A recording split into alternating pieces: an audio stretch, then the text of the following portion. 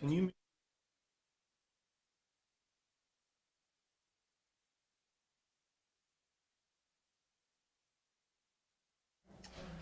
So, being 6 o'clock on Monday, May the 21st, 2018, we'll call to order the Winooski City Council meeting and ask that everybody please start by standing and joining us for the Pledge of Allegiance, led by Deputy Mayor Nicole Mace. I pledge allegiance to the flag of the United States of America and to the republic for which it stands, one nation, under God, indivisible, with liberty and justice for all. Okay. So first up tonight is agenda review. This is an opportunity for council to make any adjustments to tonight's agenda based off of needs, something moving around. I think we kind of try to stack things up so we could get through a few items and then get to items where there are people in attendance, and then we'll get to the items where we think there'll be a lot of probably public participation as well. Any questions or concerns in regards to the agenda? Good. So seeing and hearing none, we'll move forward with the agenda as presented. So next up tonight is public comment. This is an opportunity for members of the public to address council on any items that are not currently scheduled to be covered on tonight's agenda. Tonight's agenda is in the back if you've got any questions about what we're going to talk about tonight in terms of formal items. This is also a reminder too that we appreciate you taking the time to be sure to sign in.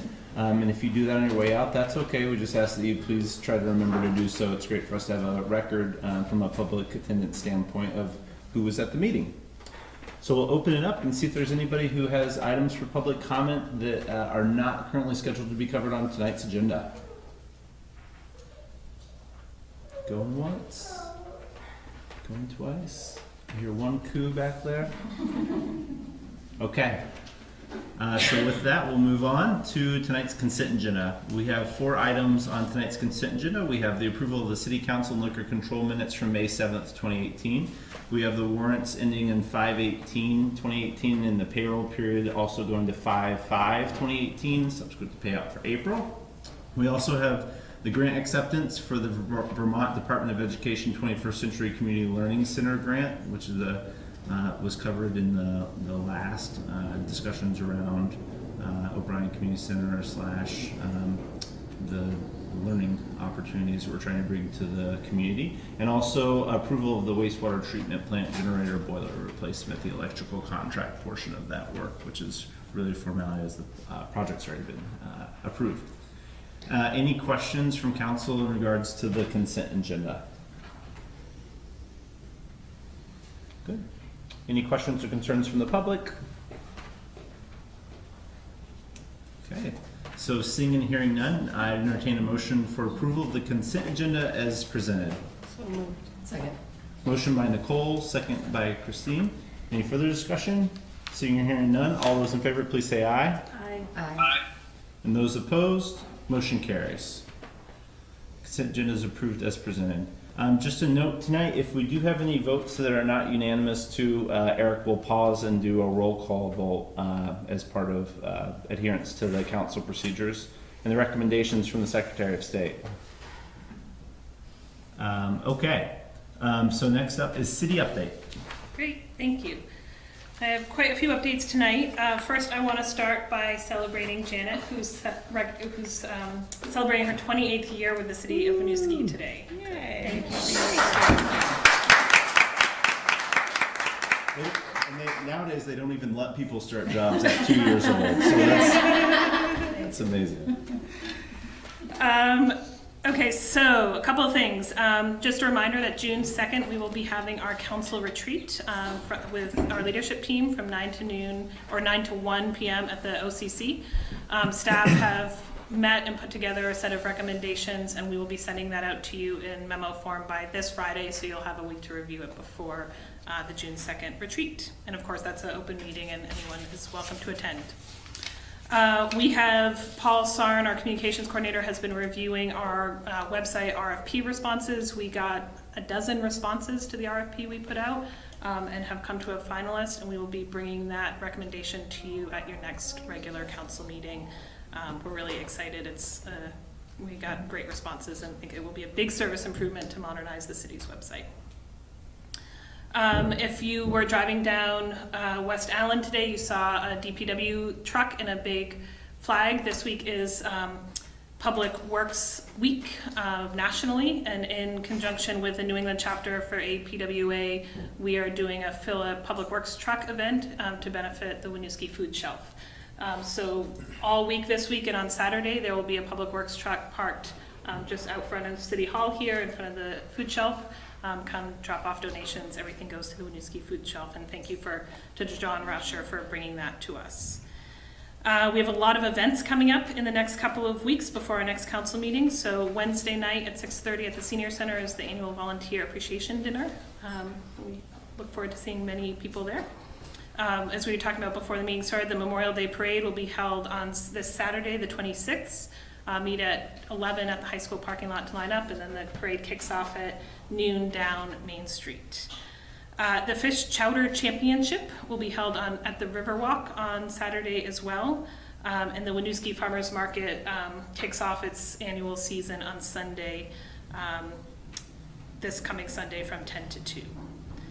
The city is co-sponsoring the Winooski portion of Discover Jazz Fest this year, thanks to Craig Mitchell and his amazing work. So that will run from June 1st through June 10th. There'll be a whole series of events happening both in Rotary Park and in restaurants throughout town. And our first Winooski Wednesday, which will be June 2nd, the Wednesday after Memorial Day, will be in partnership with the Discover Jazz Fest. So hopefully it'll be a beautiful night as it was last year, and lots of people will come out to that. A couple of things on the administrative front. We are moving forward after approval of ICMARC. At the last council meeting, we are moving forward with that. That is improved retirement benefit package for employees. We anticipate the completion of that transition to happen in September, where it's quite a lengthy process to move everyone over.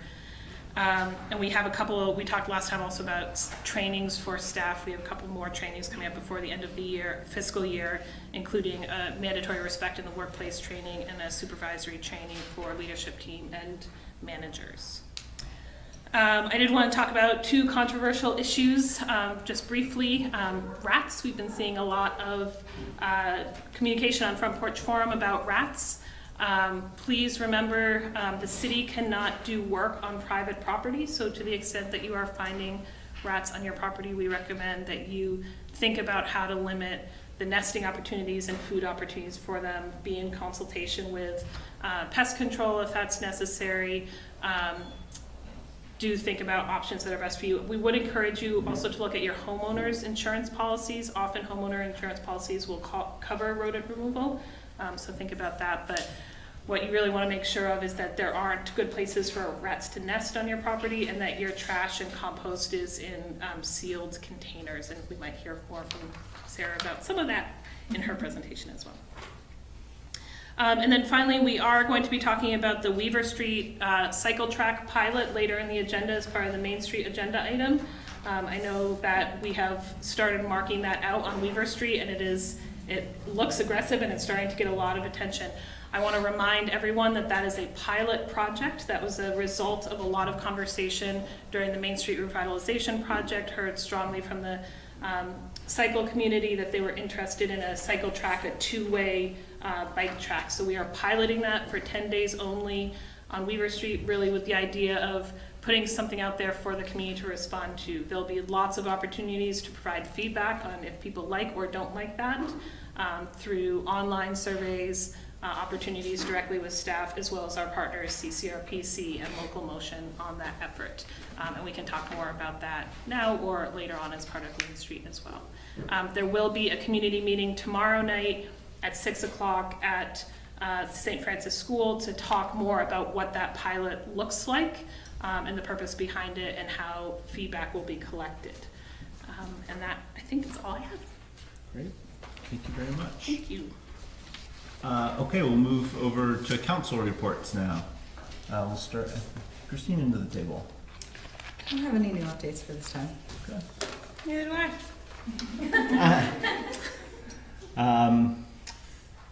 We've got a lot going on. I think we've got a pretty busy agenda tonight, so I'll save updates to interweave in these items. Eric, would you like to add anything?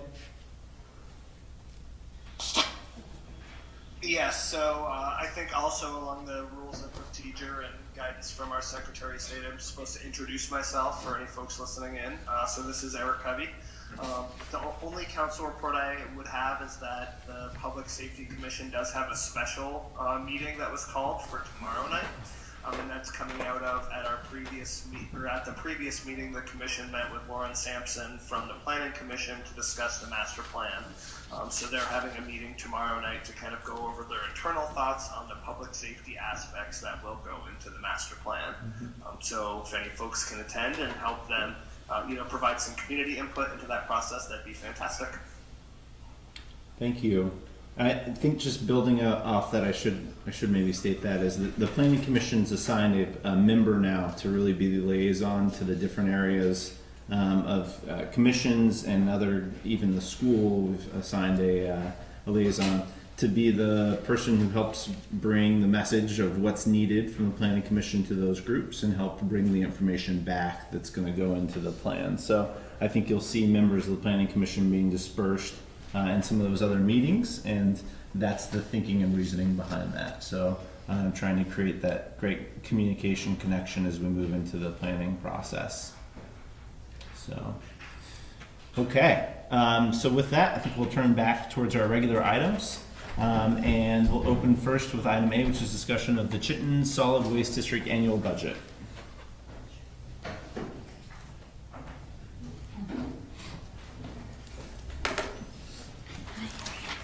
Welcome. Thank you very much. Appreciate your time. My name is Sarah Reeves. I am the General Manager for the Chittenden Solid Waste District. And first off, I'd like to thank our Commissioner Ted Regular for his service. Ted is stepping off the board, as you know, this year. And I want to thank Ted for all the work that he has done and the contributions he's made to the district and his attendance. And we're thrilled to have Bryn Oakley, not only as the alternate, but hopefully stepping up soon to be full commissioner. So we are thrilled to have Bryn involved. Chittenden Solid Waste District is a municipality we created because of Act 78 to implement solid waste management mandates that were legislated by the state of Vermont. We function much like a school or a water district in that the Solid Waste District is a government entity that designs regional solutions to the solid waste challenges faced by our member towns. The district encompasses Chittenden County, and we are the largest solid waste district in the state. We currently serve a population of approximately 156,000 people and over 6,000 businesses. We are governed by a board of commissioners who are volunteers appointed by local select boards and city councils. Our mission is to reduce and manage the solid waste generated within the district in an environmentally sound, efficient, effective, and economical manner. We currently employ just over 50 employees in 5 main departments: administration, finance, facilities, unregulated hazardous waste, and outreach and communication. We also manage or operate 5 types of facilities: drop-off centers, the environmental depot, the rover, the materials recovery facility, and Green Mountain Compost. And I'd like to present just a very high-level 30,000-foot view of the budget, and then I would like to open it up for questions and comments and concerns. I did make note of 2 issues that were just spoken about, so I will touch on those as well. In our general fund, we are budgeting revenues in the amount of $11,131,561. We are budgeting expenses in the amount of $10,597,613. And we are looking at a very heavy capital year this year. We're looking to spend approximately $1,755,000, and I'll talk about more about what the bulk of that is in a minute as well. We are not proposing any increases to the solid waste management fee. That will remain at $27 a ton. We are also not proposing any increases at this time to the trash fees at the drop-off centers, nor are we recommending any municipal assessments such as any per capita fees. So those, and also the fees at Green Mountain Compost are not scheduled to increase. We raised the tipping fee last year to $52 a ton, and it will stay at that rate for this year as well. We did just recently, as in May 1, increase the tipping fee at the materials recovery facility. We raised the in-district, meaning the Chittenden County rate, from $21 a ton to $25 a ton, and then we raised the out-of-district fee to $50 a ton. that is in direct relation to what is happening in China. And I'm happy to talk more about that as well. Everyone in the country and the world is being affected by what they're doing, so we are not unaffected here in Vermont. And we do anticipate the tipping fee to go up again probably in the fall or maybe even in the midsummer. But our board will be talking about that over the next few weeks. And the reason that we need to raise the tipping fee is our revenues at the MRF are reliant upon both tipping fees, which are the fees that we charge the haulers when they come and bring the materials, the blue bin materials, to the facility to be sorted, and on the sale of materials that are sorted out after we go through them all. And there's been a huge impact globally on mixed paper. So everyone who deals in mixed paper has seen revenues drop, not even just drop, plummet. We were receiving approximately $75 a ton maybe in revenue last August, and we are now paying $57 a ton to move mixed paper. So because mixed paper is approximately 35 to 37% of what we process at the MRF, that has meant that that's been a huge, huge hit to revenues at the MRF. So, and again, I'm happy to talk more about that if you like. The administrative fee for our biosolids program also did increase this year, and that's a result of both how we decide to reallocate our expenses across all of the budgets, but also representing a capital investment, major capital investment in that program too. And finally, we are finally going to be charging for blue bins. Not many communities still use the little blue bins. Most have carts. And we've never charged for them. They've always been an expense. So we will now be charging $5 a bin. They cost us about $5.62 or 3 cents, so still a little bit subsidizing the bin, but we're now going to be trying to recover the cost of those blue bins. So you mentioned 2 issues that I will touch on, and I'm happy to talk more about if you like. One is the rat issue within composting and backyard composting. The General Assembly is still working on Act 148. There were several bills that were going back and forth at the General Assembly this session. And what happened this time was that they maintained the food scrap landfill ban at 2020. That is still in place. So by July 1, 2020, anyone who generates food scraps will need to find a way to keep them out of the trash. Now, that can be backyard composting. It can be dropping food scraps off at a drop-off center. You can drop it off at Green Mountain Compost. Depending on your agreement with the solid waste, the wastewater treatment plant, some communities do allow garbage disposals, some do not. So that is something to consider as well, perhaps. But it does not say in law that you must backyard compost. So I want to make sure that everyone knows that there are some options, but that did stay in place. What got pushed back also to July 1, 2020 was the requirement that haulers offer the service. They don't have to actually provide it, but they do, at this point, will have to offer it starting July 1, 2020. Kind of makes sense when people need to keep it out of the trash, that the haulers at that point would need to offer it. So that's where the law stands as of today. Could it change next year? Sure, so stay tuned. But for right now, that ban is still in place. So as far as any current issues that possibly could be related to backyard composting with rats, CSWD does provide workshops, community workshops, at no charge, and we would be happy, more than happy, to host a workshop here in Winooski, a series of them. The city does have a community cleanup fund, and you would go through Bryn for that, for projects, and maybe it could be something along the lines of hands-on, best practices, how to compost in the backyard. We've done a lot of work with urban composting as well, as far as people who do live in urban areas. There are some adjustments that you might want to make to your bins, so we can talk about that as well. A whole host of technical assistance that we can provide, again, at no cost to our member communities at all. So I do want to make sure that you're aware that we have some of those resources for you. Certainly you can contact Bryn, Jessica can reach out to me. You can talk to anybody at Green Mountain Compost, and we have a whole education crew who works on these issues.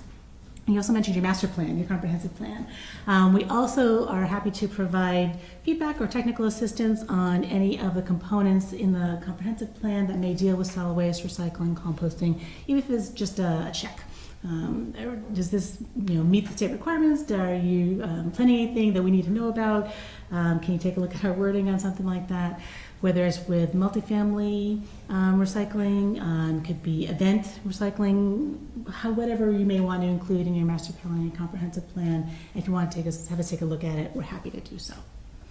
And with that, I'd love to open it up to questions. Any questions you may have? So first of all, welcome to Well, thank you. more globally than just tonight, but in general. Thank you. Yeah, and where did you come from? A little bit about you, if you don't mind. Sure. Yeah. Sorry, I just launched right into No, my it's own okay. little spiel. I'm in my own little world. No, that's great. I'm in year 2 of being here and being the general manager for CSWD. And I grew up in Rhode Island. So my family moved up here for this job. So this is a great opportunity. I've worked in the solid waste industry for almost 15 years now. So just prior to coming here, I managed the recycling half of Rhode Island Resource Recovery Corporation, which is Rhode Island's owner of the landfill and the one MRF, so the one MRF, the one landfill, the one HHW, and I ran the recycling half of that business. It was also a similar agency to CSWD. Before that, I worked for a town, and I was a recycling coordinator for the town of Smithfield, Rhode Island, and before that, I worked for the Sierra Club. So I've got some advocacy, some educational outreach. I've got municipal hands-on. If you wanted a bin, I brought the bin to your house. That was me. I was the bin lady. So I brought your bins. And then moving up to statewide policy. So I was responsible again for the operations of the MRF, so physical plant operations, as well as outreach, education, PR, legislative. I was the lead legislative advocate for the corporation. Grant writing, I co-wrote the master plan. Anything that needed to be done when it came to recycling and diversion and resource recovery, I did. And then a job opened here, as you know. Right. Took over Tom Moreau, and my husband got a job teaching at Castleton University. I got a job up here, and we moved the family up, and the dog. Sounds like CSWD is in great hands. We had an awesome relationship with Tom. Always appreciated seeing him, sometimes even more than once a year, but anything Anytime. that comes up. And for a small town too, we tend to be, number one, pretty vocal, and we have a long history of, quite frankly, a lot of haulers originate here. Yes. From a just general perspective. So there's a lot of, I would say, sensitivity in the community too to that as well. And just a reminder for folks, all of the communities get these presentations and also vote. Where are you in terms of your sort of larger schedule in terms of how it's going? Yeah, so this is a big night. I have 3, this is a big week. I have 6 presentations this week, so 3 tonight, and then 3 more the rest of this week. So you're about in the middle. Okay. Yeah. So our board approved the budget to go out to you all on April 25th. So from there, it's 45 days that our member communities have to either approve the budget as presented or to take no action, and therefore that's a yes vote, or to deny it and reject it. And if it's rejected, then the whole process starts all over again. Sure. So Yeah. fingers crossed. And Bryn, too, thanks for all of your time and your volunteer for this and your passion about it. And we appreciate all your energy there too. I think the only technical question that I had in reading it was, in the past years, we've had a lot of conversations around, the past couple of years, the rate stabilization Yes. fund, and it looks like that's being spent down with an expectation that in FY20 ratepayers could expect to maybe not see that help subsidize rates. And just wondered kind of generally what how the projection forward is going on that. Certainly. Yeah. So we have two main rate stabilization funds. We have the drop-off center rate stabilization fund, and then we have the solid waste management fee rate stabilization fund. So where you saw the drawdown is on the docks, the drop-off centers, and that was a planned drawdown. So if you recall, several years ago, probably the last budget that Tom presented to you, we did what was called a double bump. So we raised the fees at the drop-off centers a little bit more than we normally might, in the hopes that we would be able to put money into the stabilization fund and maintain that rate for several years, which we did. So we knew that we would have in year one more than we needed, put that extra money into the stabilization, didn't draw down on that obviously there. Last year, it was expected that we would remain equal, level, which we did, with the expectation that we would draw down the balance this year for fiscal 19, which we will. So most likely in fiscal 20, there'll be some fee adjustment, and we don't know. And actually, what we're doing right now, we're just planning a retreat. We talked about your retreat. We're planning a drop-off center retreat for our board and staff coming up in the next few weeks. So part of that retreat will be to talk about fee schedule, other items that we're taking now that are costing us more money that could maybe go elsewhere. Are there, do we have enough drop-off centers? Do we have too many drop-off centers? Are they configured properly? Are they not? So we'll be that'll be part of the conversation. The solid waste management fee is kind of a good problem to have and a bad problem to have. We are not looking to increase that. We're in, I think, year 4, possibly going into 5 of not having to increase that fee because we're throwing away a lot of trash in Chittenden County. So that fee is directly related to the amount of trash that is disposed at Coventry, at the landfill. So because there's been an excess of tons disposed, we've seen an excess in expectations of the revenue of that solid waste management fee, so therefore we don't have to raise it. There's enough money in that reserve to stabilize that fee. Right, in the years past, I feel like we've seen the graph with the trash steadily dropping. So it's going the other way? Going the other way, yeah. So the recycling tons are staying relatively the same. The volumes keep going up, which is interesting. And the tons are staying about the same because it takes more water bottles to make a cube now than it did 10 years ago, almost like 1.5 times, because the water bottles and other packaging is becoming thinner and lighter. So there's a lot more of it, sheer numbers, but the weight is the same. So even though the weight is staying the same, we're handling a lot more material. And on the trash, my board asks me this every month, why are the numbers going up? And it can be any number of things. We actually we do see some correlation between waste disposed and consumer confidence. And,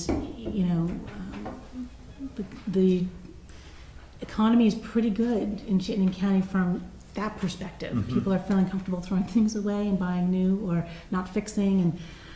And so we know we need to do more work on waste reduction efforts, particularly when it comes to things like paper. We want to reduce the amount of junk mail that's going into our MRF so we can reduce our exposure there.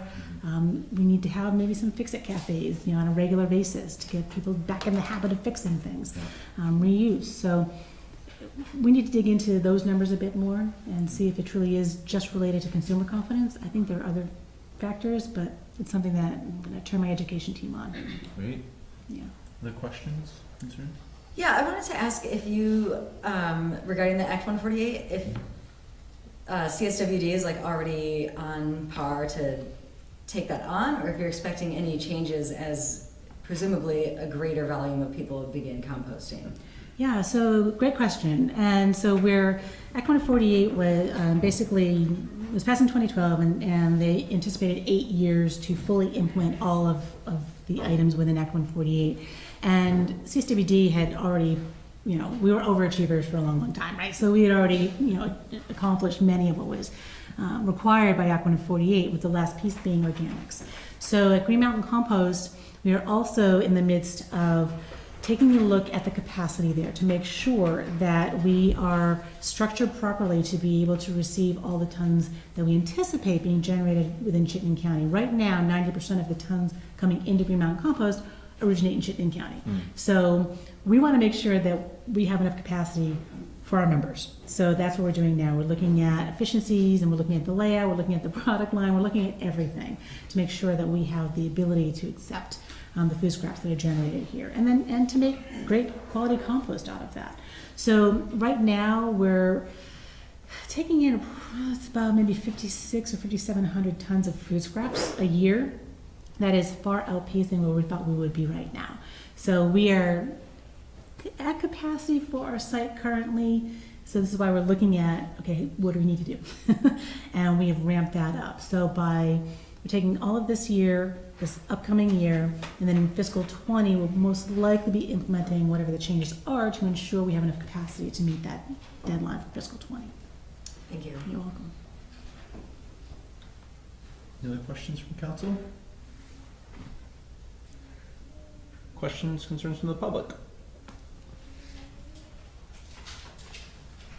And I'll say the same thing I think we say every year. It's always a bit intimidating, especially for your first go around in council, to get handed a multi-million-dollar budget that's designed by other folks and entities. But what I would always encourage, especially new councilors, to do is feel free to make yourself familiar with our representatives who Absolutely. we entrust to be more engaged in that process than we would ever have the capacity to do, just frankly from the seats that you're sitting in. So glad to know we've been in great hands with representation and appreciate all your work, and know and trust that if there are big issues, we'll get flagged too. Absolutely.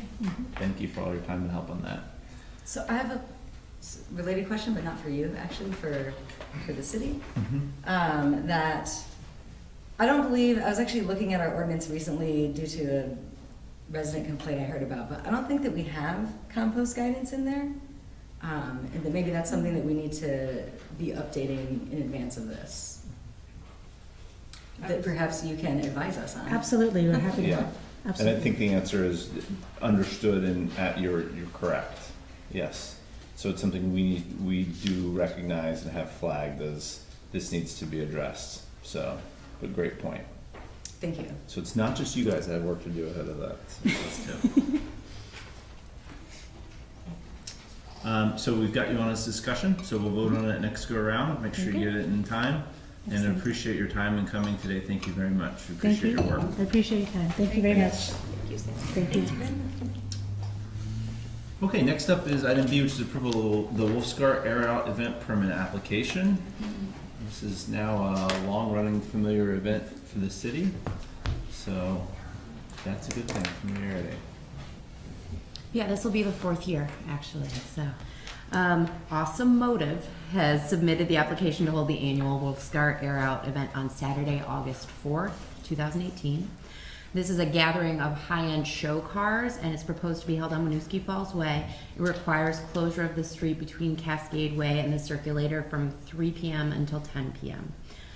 Staff reviewed the application at the April 18th event review meeting, and we established the conditions that are included in your memo. We recommend approval for the event. Yeah, and just want to reiterate to the event organizers and you guys, great job. This is one of those events that first year or two that we issued permits was a little rough because some stuff flew in at the last second, and I appreciate it. In the last 2 years it seems like it's really smoothed out in terms of them knowing what they want to do from an execution standpoint, you guys facilitating and supporting that in a sane manner versus the As sane as is possible. That's right. So thanks for your work on that. Questions or concerns from council? This is a repeat. Yeah. I had one question. In their form, they put that people would need to use public restrooms. And I don't think that we have any necessarily. Like, I think that's just businesses, essentially. What we've done in the past, and we just recently went through this with the farmers market, we have people reach out to the Downtown Association about the bus stop restroom and also about the possibility of using Champlain Mill restrooms, but they'll also have porta-johns there. Okay. Any other questions, concerns from council regards to the application? Any questions, concerns from the public? Okay, so seeing and hearing none, I entertain a motion for approval of the Wolfscar Era event permit application. Second. Motion by Nicole, second by Christine. Any further discussion? Seeing and hearing none, all those in favor, please say aye. Aye. And those opposed, motion carries. Event permits approved as presented. Thank you. And then we'll keep going on that theme. Item C is Winooski Memorial Day Parade event permit application. Yeah, so this is a long-standing event in Winooski. The VFW has submitted an application to hold the Memorial Day Parade on Saturday, May 26th. This event involves the closure of Main Street between Tigan and Maple Street for the duration of the parade. Formation will be at 11 a.m. at the high school, and step-off is at noon.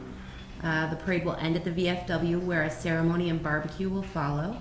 City Council is invited to participate in the parade and the ceremony and barbecue as well. We reviewed the application on February 21st. We've been part of meetings at the VFW to do the planning, and we recommend approval of the event. Great. And for those participating in that or who decide to come, number one, don't throw baseballs or anything the day before. You're going to have to throw candy. Number two, we have candy locked down, so that's ready to go. Step off's at noon, so it's advised to get there 15 or 20 minutes beforehand for organizational purposes, and that's again in the school parking lot. And if you have any questions from a council participation standpoint, any questions or concerns from council? Any questions or concerns from the public? Okay, so seeing and hearing none, all those in favor, please say aye for support of the Winooski Memorial Day Parade. Or excuse me, let me entertain a motion first, Eric. Can you mute yourself? I would entertain a motion for approval of the Memorial Day Parade event permit application. So moved. Second. Motion by Christine, second by Nicole. Any further discussion? Seeing and hearing none, all those in favor, please say aye. Aye. And those opposed? Motion carries. Thank you. Heather.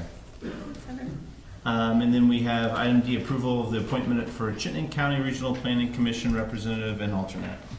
So the next three items are actually related to CCRPC annual appointments.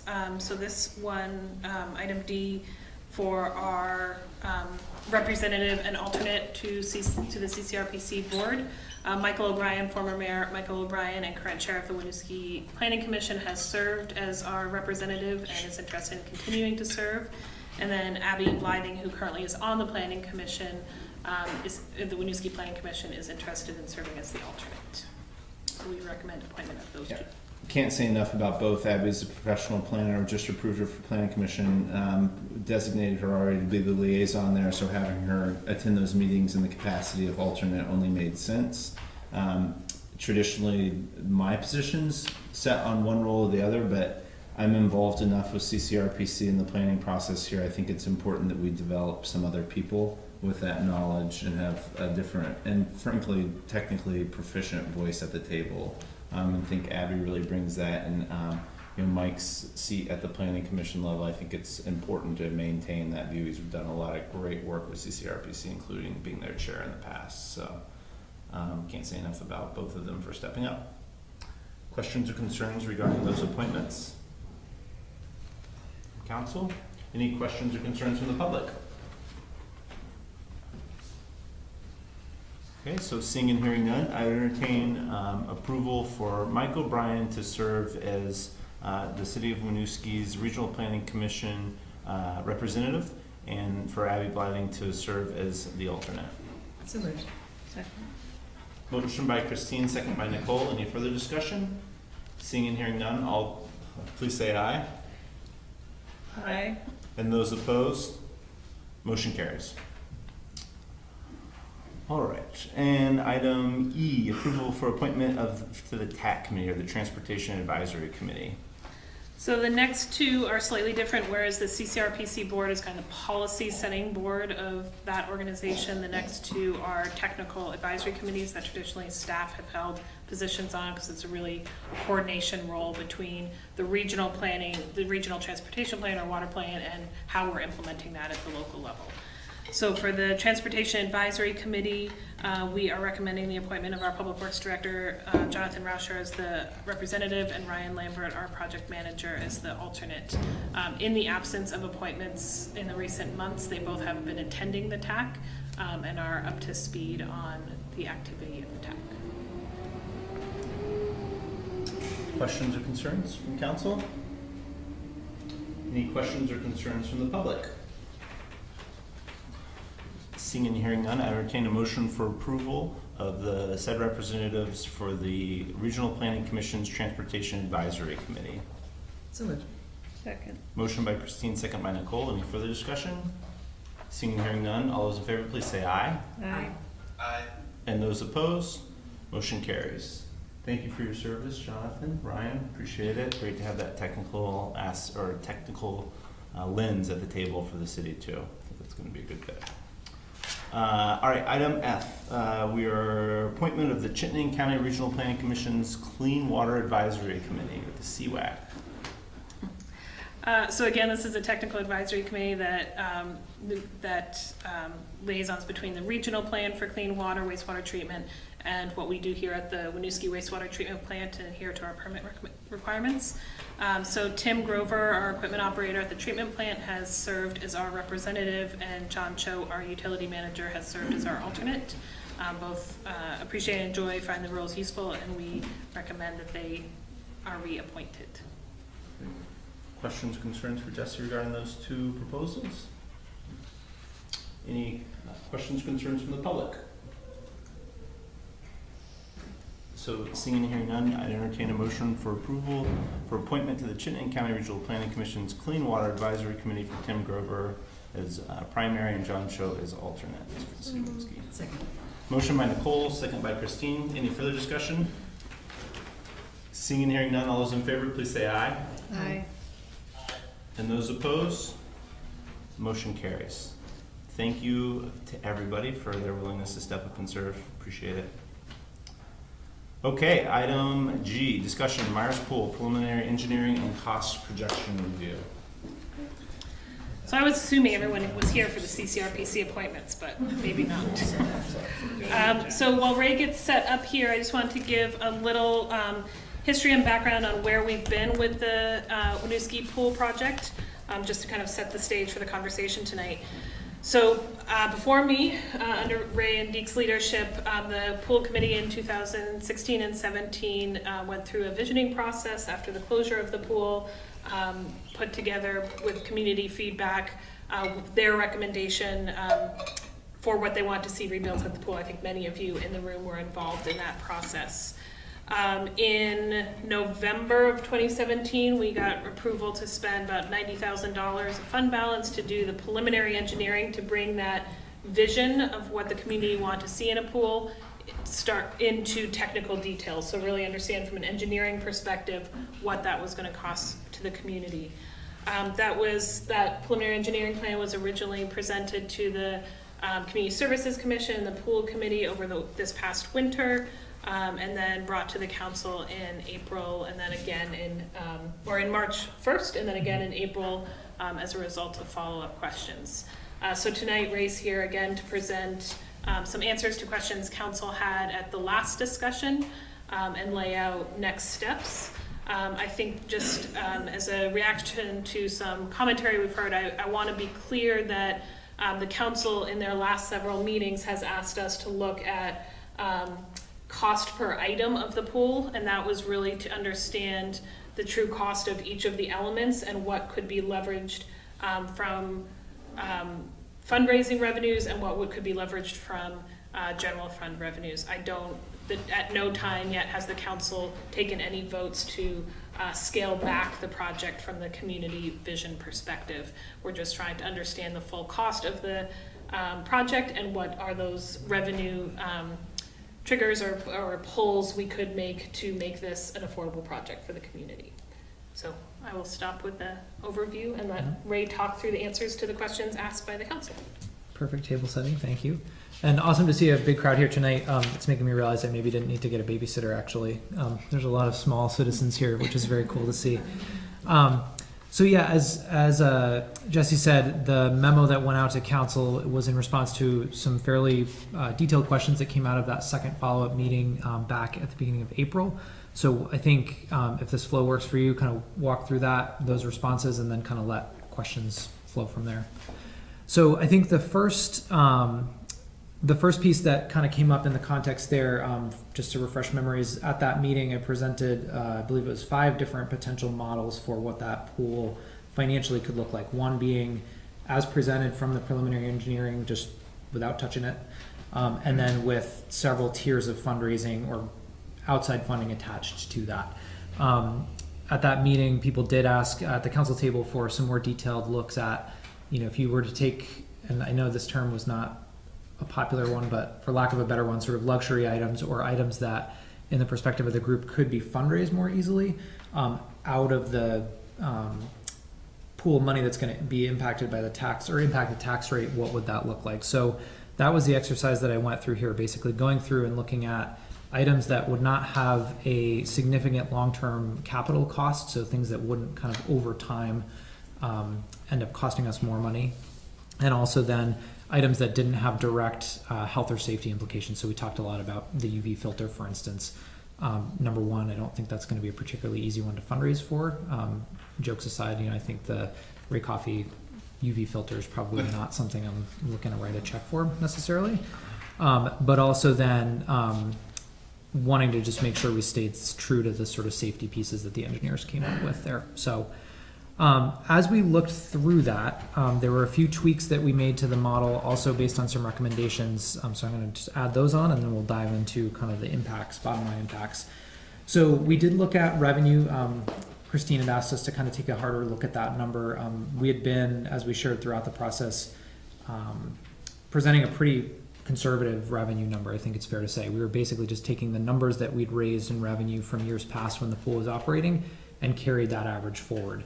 That was about $5,000 a year of annual revenue. So I think it's fair to say we anticipate that a new pool would generate more revenue than that.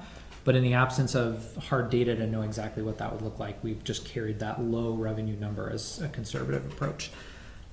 In response to the feedback we got, we went back and did adjust that up. So we added 50% onto the revenue that we expect to bring in. Again, I still think that's a pretty conservative number based on what we've seen at other pools.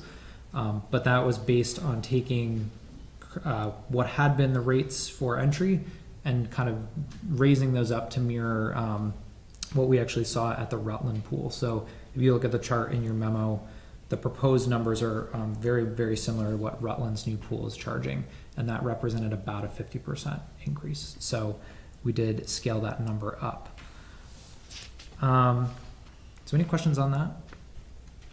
Did that do the trick more or less? It's helpful, yeah. Okay. Thank you. And then the other thing, just as a note, so one of the things that was discussed as potential item, sort of luxury item, was the slide. There was a lot of talk when we first presented about how that feature would actually add a need for additional staffing. So despite the fact that in some of these proposals, the slide is kind of taken out of the tax impact budget, because we expect that would be a pretty desirable fundraising item, I didn't scale back staffing accordingly. So I think, to Jesse's earlier point, the conversation about pulling some of those things out of the budget wasn't to say we're not going to have a slide, we're not going to have this or that. It was just to say let's think about those as something we could raise funds for in a different way. So we kept the staffing or the operational costs static so that when we have a really successful fundraising effort, we're ready to staff that model. So with all those things said, just to kind of flash back to the original proposal that we worked with the engineers to come up with, that total project cost was $3.913 million. Soup to nuts, that operating and capital, that would have meant roughly an 8-cent tax increase and an annual impact of about $184 in year one. I've been using year one because that'll likely be the highest impact year. As the debt service gets paid over time, that number comes down, with the exception of a few years in the model where there's capital investments. I think it's like years 7, 14, and 20. There's pretty big capital investments.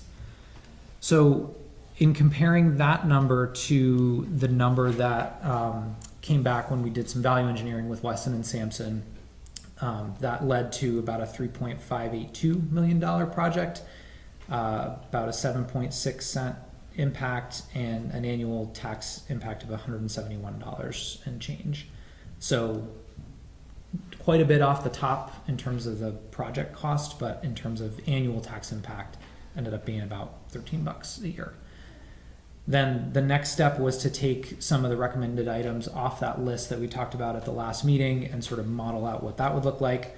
So we were able to get the total project construction cost down to $3.293 million, about a 7.1 cent tax increase, and that would equate to an annual impact on an average home, which for us is about $225,000 in value. The annual impact on the tax rate would be $159.77. So scaling, 0.7 million off the top of that project equates to, roughly a 25 cent or $25 annual impact on the tax bill for that average home. So I'm going to pause there. That's a lot of numbers and math and whatnot, and see if there are questions or thoughts. I think it's important for folks who maybe haven't followed the entire thread of this conversation, to recognize that during the process, we tried not to set up any barriers to the pool committee in terms of putting forth a proposal that they felt best served the community in terms of taking feedback. And also, not just from a functional standpoint, but also from a potential revenue standpoint, which was something that was brought up several times during the presentation by the Weston Sampson engineer as well.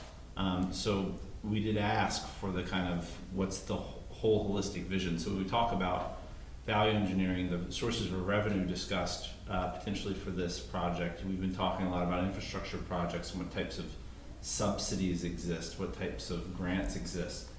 Pools just don't work the same way as traditional infrastructure. They just don't. There's not as much many financial tools available for them. So we've really been looking at the tax base and tax impact as the primary source. Lucky to have such a dedicated group of folks who stepped up and invested a lot of time, energy, and effort in the pool committee that has now sort of shifted over to saying, okay, how could we potentially lessen some of the financial impact of this through fundraising? And that's the conversation that we've really been trying to figure out the nice balance of, is what's the baseline pool that still functions the way that we think it needs to for the community, while also potentially itemizing some of these items that maybe aren't 100% necessary, right? The pool or the slide, for example, is the item we're discussing right now. And whether or not those could be attached to some fundraising efforts. That's a secondary question. And then after we get past the conversation about what the pool cost, right, the cement, the thing, there's the operation of it. And this just looks very different than our last pool in terms of operations. Our previous pool ran us about $62,000 a year roughly, with a staffing contract, chemicals, etc. to run. This is a little bit of a different animal, and part of that has to do with the design too. So I think we appreciate, I just want to say some of those contextual things, because people haven't followed along the whole way from a funding perspective as we start to talk about fundraising versus tax rate, operational costs versus fixed infrastructure cost on the pool itself. Yeah, and grant-wise, the research we've done, there's a lot of operating or programmatic grants out there for aquatics, which is great once you get the thing built. I think there's a lot of opportunity down the road for outside funding to come help us program a pool. But from what we've seen so far, the grants that we've found to be available are, in the context of almost a $4 million project, not going to move the needle a huge distance. So yeah, I think that's correct. And with the modeling, I see the increase of 50% historical, etc. This doesn't get close to aligning with what was still the number from the main pool that was used as sort of the bastion example. It sounded like there were a number of factors that didn't make that a good good parallel model anyway. But any other additional comments on how the fees were adjusted in terms of? No, and just for context for folks who weren't here, we were looking at a pool in Waterville, Maine, similarly sized community, but I think as a few folks here pointed out, also some pretty notable differences in terms of demographics, sort of peripheral community too. I think Waterville itself is about twice as big as Winooski, but the surrounding area is very stark. There's not as much around it. So I think we've got a smaller city nested in a bigger region. So it's a little bit apples to oranges. Their annual operating revenue coming in the door was about $80,000. We're budgeting here for about 10. So again, I think, as we've said throughout, that is a very conservative number, but I would much rather be surprised in a positive direction than a negative one. I don't want to go in and inflate and say, we're going to bring in $90,000 a year in revenue and have it be 20. I'd rather say we're going to have 10 or 15 and have it be 30. I just think as we look at this and try to be responsible stewards of impact, I want to make sure we're looking at sort of, I don't want to say worst case, but kind of highest case impact there. So yeah, it is tricky. As we've sort of joked throughout, Winooski is a very unique and special place. There are not a lot of places like it, and so it is a little hard to find a parallel example. And I'm assuming Angela's come up with a delicately balanced reserve schedule too for the proposal too that includes capital expenditures for upkeep, which is, as folks again in the community will remember, one of the reasons we ended up where we were is a 1974 pool takes money to fix and keep up. So, and that's all modeled out. So we've been using that sort of year one marker as just sort of a way to capture a snapshot and have a comparative, but we've modeled all those different versions out over the full 20-year cycle of the pool. So again, as I mentioned, there are a few years throughout that where there are pretty significant capital investments that are tagged that relate to the specific facility that was designed. So we are planning for those out into the future. So again, you'll see the sort of the impact kind of do a little bit of, that as it kind of moves along. I guess part of the point of that statement is we're asking you to do this the right way. Yes. This is the sustainable, correct way, not the smack it together, get it in the ground, and then we'll figure out all the other stuff later. Correct. And there's a bunch of surprises built into future tax bills. So. Correct. Yes. So I have a question about the difference between the recommended value engineering deductions and the deductions per council discussion and the subsequent impacts on the tax rates. Mm-hmm. So the recommended valued engineering deductions, those came from the engineers, right? That is correct. Yep. But some of them are not replicated in the deductions per council. So I'm just wondering why that is, because it seems to me that the deductions per council discussion could be additive to the recommended value engineering deductions.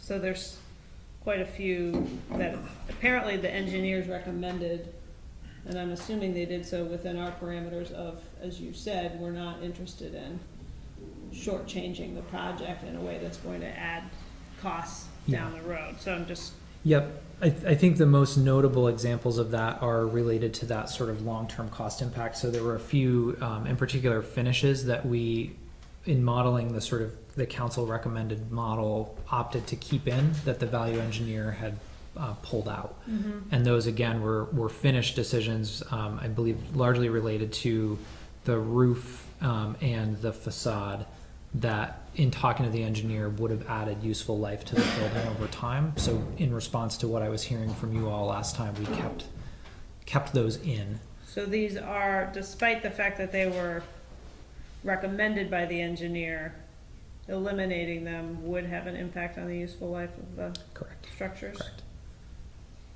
Thank you. Yep.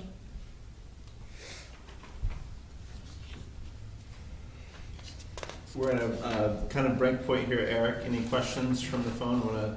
I do, yeah. So for folks listening in, this is Eric Covey. Ray, thanks so much for the memo. I think that it's incredibly helpful.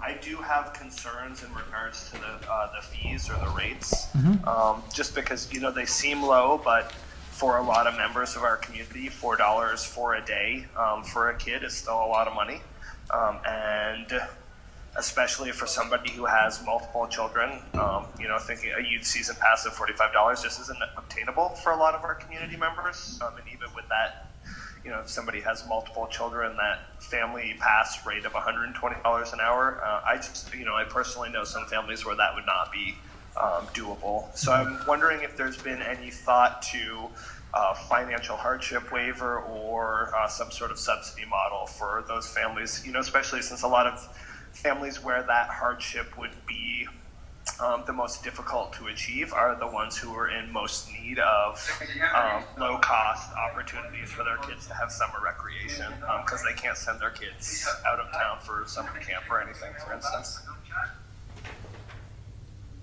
Cool. He's taking his answer off the air. Yeah, that was a great question, Eric. Thank you. So in looking at, and I think point well taken, I think as we look at a lot of the usership at the pool, certainly there's a desire to have a sensitivity to cost.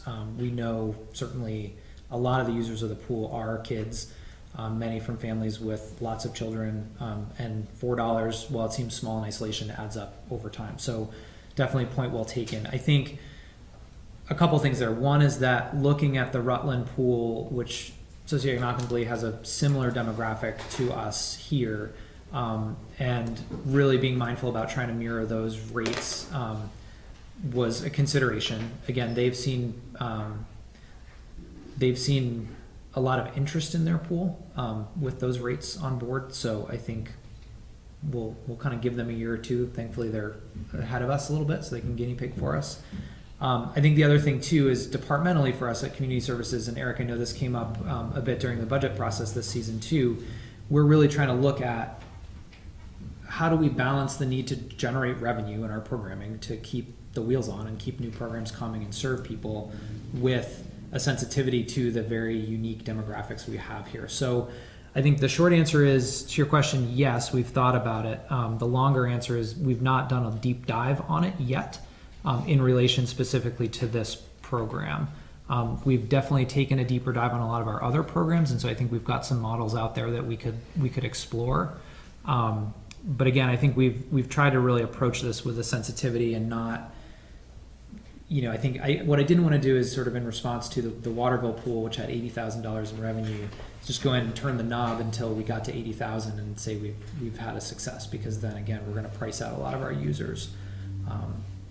So, and I don't know. I mean, I think it's a little tricky to know until that door opens on day one how that cost is going to play, and certainly we do a little bit more research on that before if we get to that point, but. That's why it says proposed here. I think that's still open for interpretation, perhaps. And at some point, I feel like you provided us with a fee schedule of surrounding pools during somewhere in this 2-year. Yeah, we've looked pretty closely at Essex, Rutland. Again, this example in Waterville, and there was one other pool, and I'm not going to remember where it was, somewhere in the Northeast that Mark was using quite a lot as we were modeling things out. So we've definitely done some comparatives with other facilities. Rutland, I think, from a demographic perspective, most closely mirrors us. So this, and again, these rates pretty much mimic what they've got going on in their new pool. Which I definitely understand and appreciate, but don't want to be beholden to a specific fee schedule based on other communities. Yep. I would much rather have one aligned with what we know the needs are in our community. And I'm not saying I'm unhappy with the rates or fees at where they're at, but I personally would like to see some sort of accessible process by which families who really who can't make those fees work have some sort of either subsidy or waiver. Personally, that's kind of where I'm coming from. Yeah, and I'd say philosophically that's where we are trying to be as well. I don't want cost to be a barrier for participation for families or kids. So yeah, heard and understood.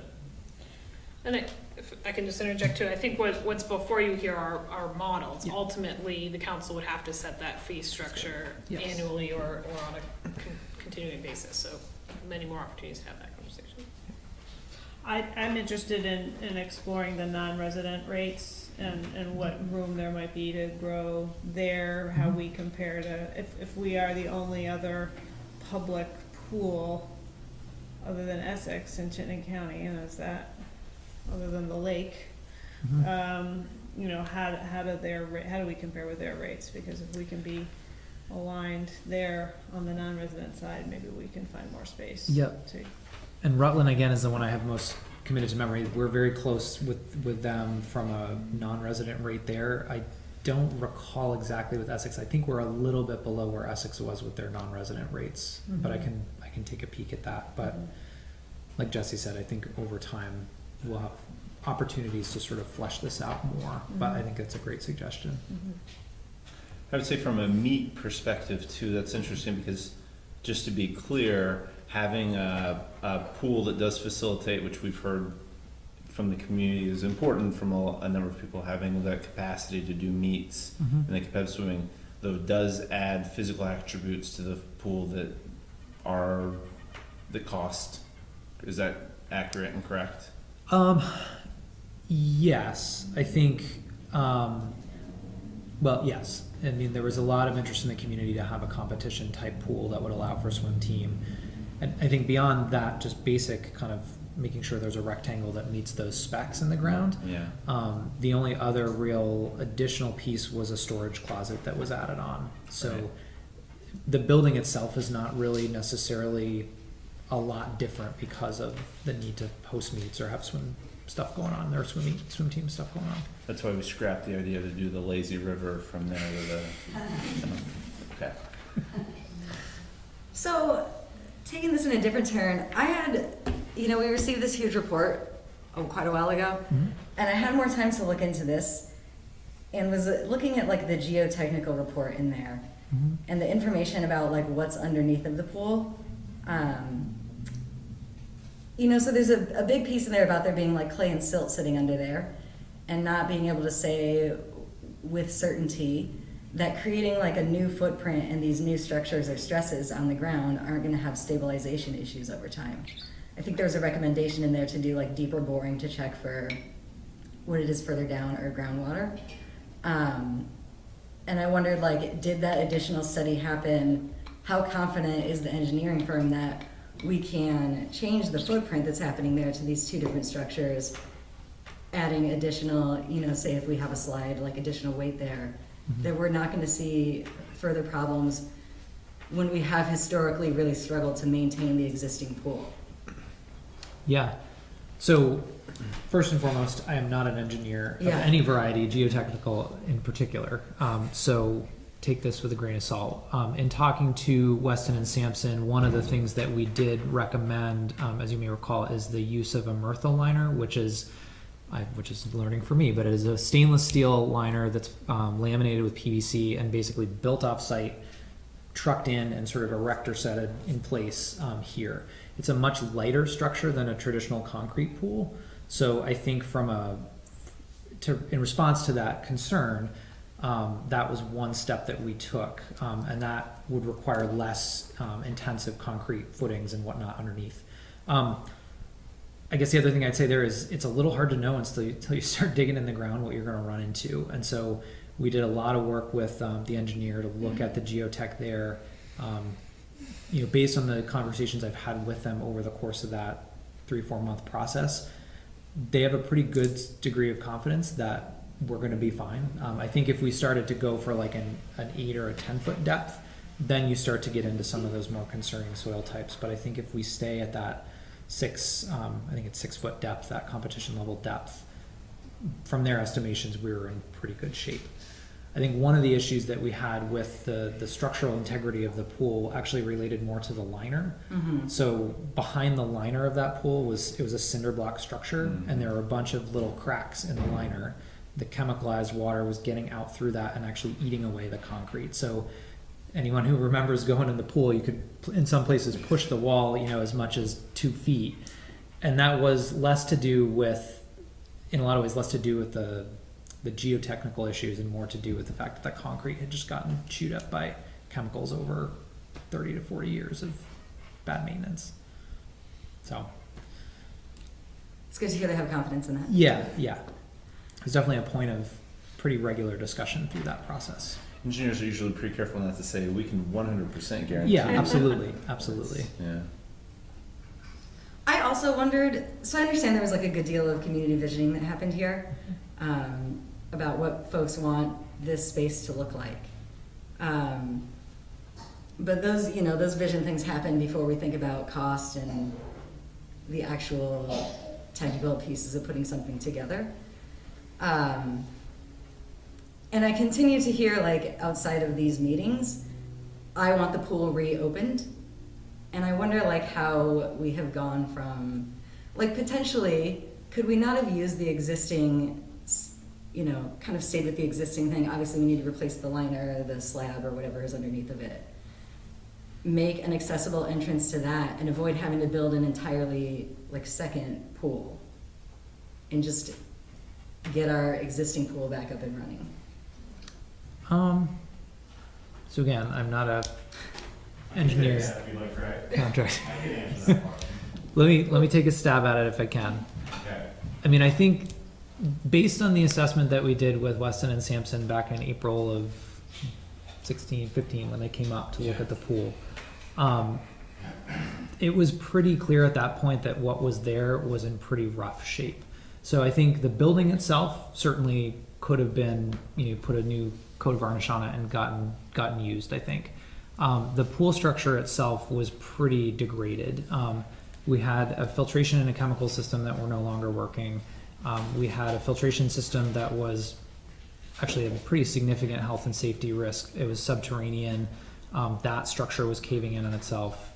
We were down to, I think, 1.5 of the 4 filters actually working. So yes, we probably could have, but I think you would have been looking at a price tag that would have been pretty comparable to what we're talking about here, to go in, yank everything out, and sort of put it all back together again, because there wasn't much in the actual pool that was super salvageable per the recommendations of the engineer. So, And the other discussion point after reviewing those that we had from sort of a strategic visioning standpoint was spending money trying to fix something that had just been essentially condemned by an engineer on site carried a significant amount of long-term risk in terms of reliance on stuff that was already failing, basically. So the sense was if we put $1.9 to $2.8 million into that structure, we have no assurances. We do not have the same level of assurance that we're going to get an outcome that's going to have the longevity of what this proposal should have. correct. That was, the conversation that I really remembered when it was kind of, it was condemned. Is there anything you can do to fix it? And the feedback from them was, that's throwing good money after bad money, essentially. Are you talking about fixing it, or are you talking about Just one replacing pool what versus is two there. pool? Yeah, one pool versus two pool.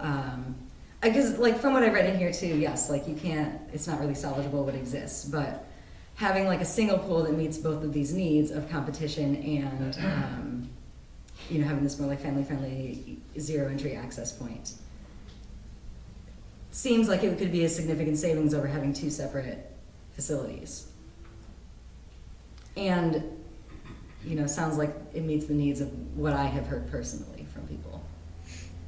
So I think in terms of not fixing what was there, but replacing what was there versus costing out the community's vision, I think the direction we got, and this was before my time, but the direction we got was do a community visioning process, understand what was needed, and then do the preliminary engineering based on that vision. So to answer your question, no, we did not do that cost estimate of what it would have cost to just replace not repair it, but put back a one pool solution.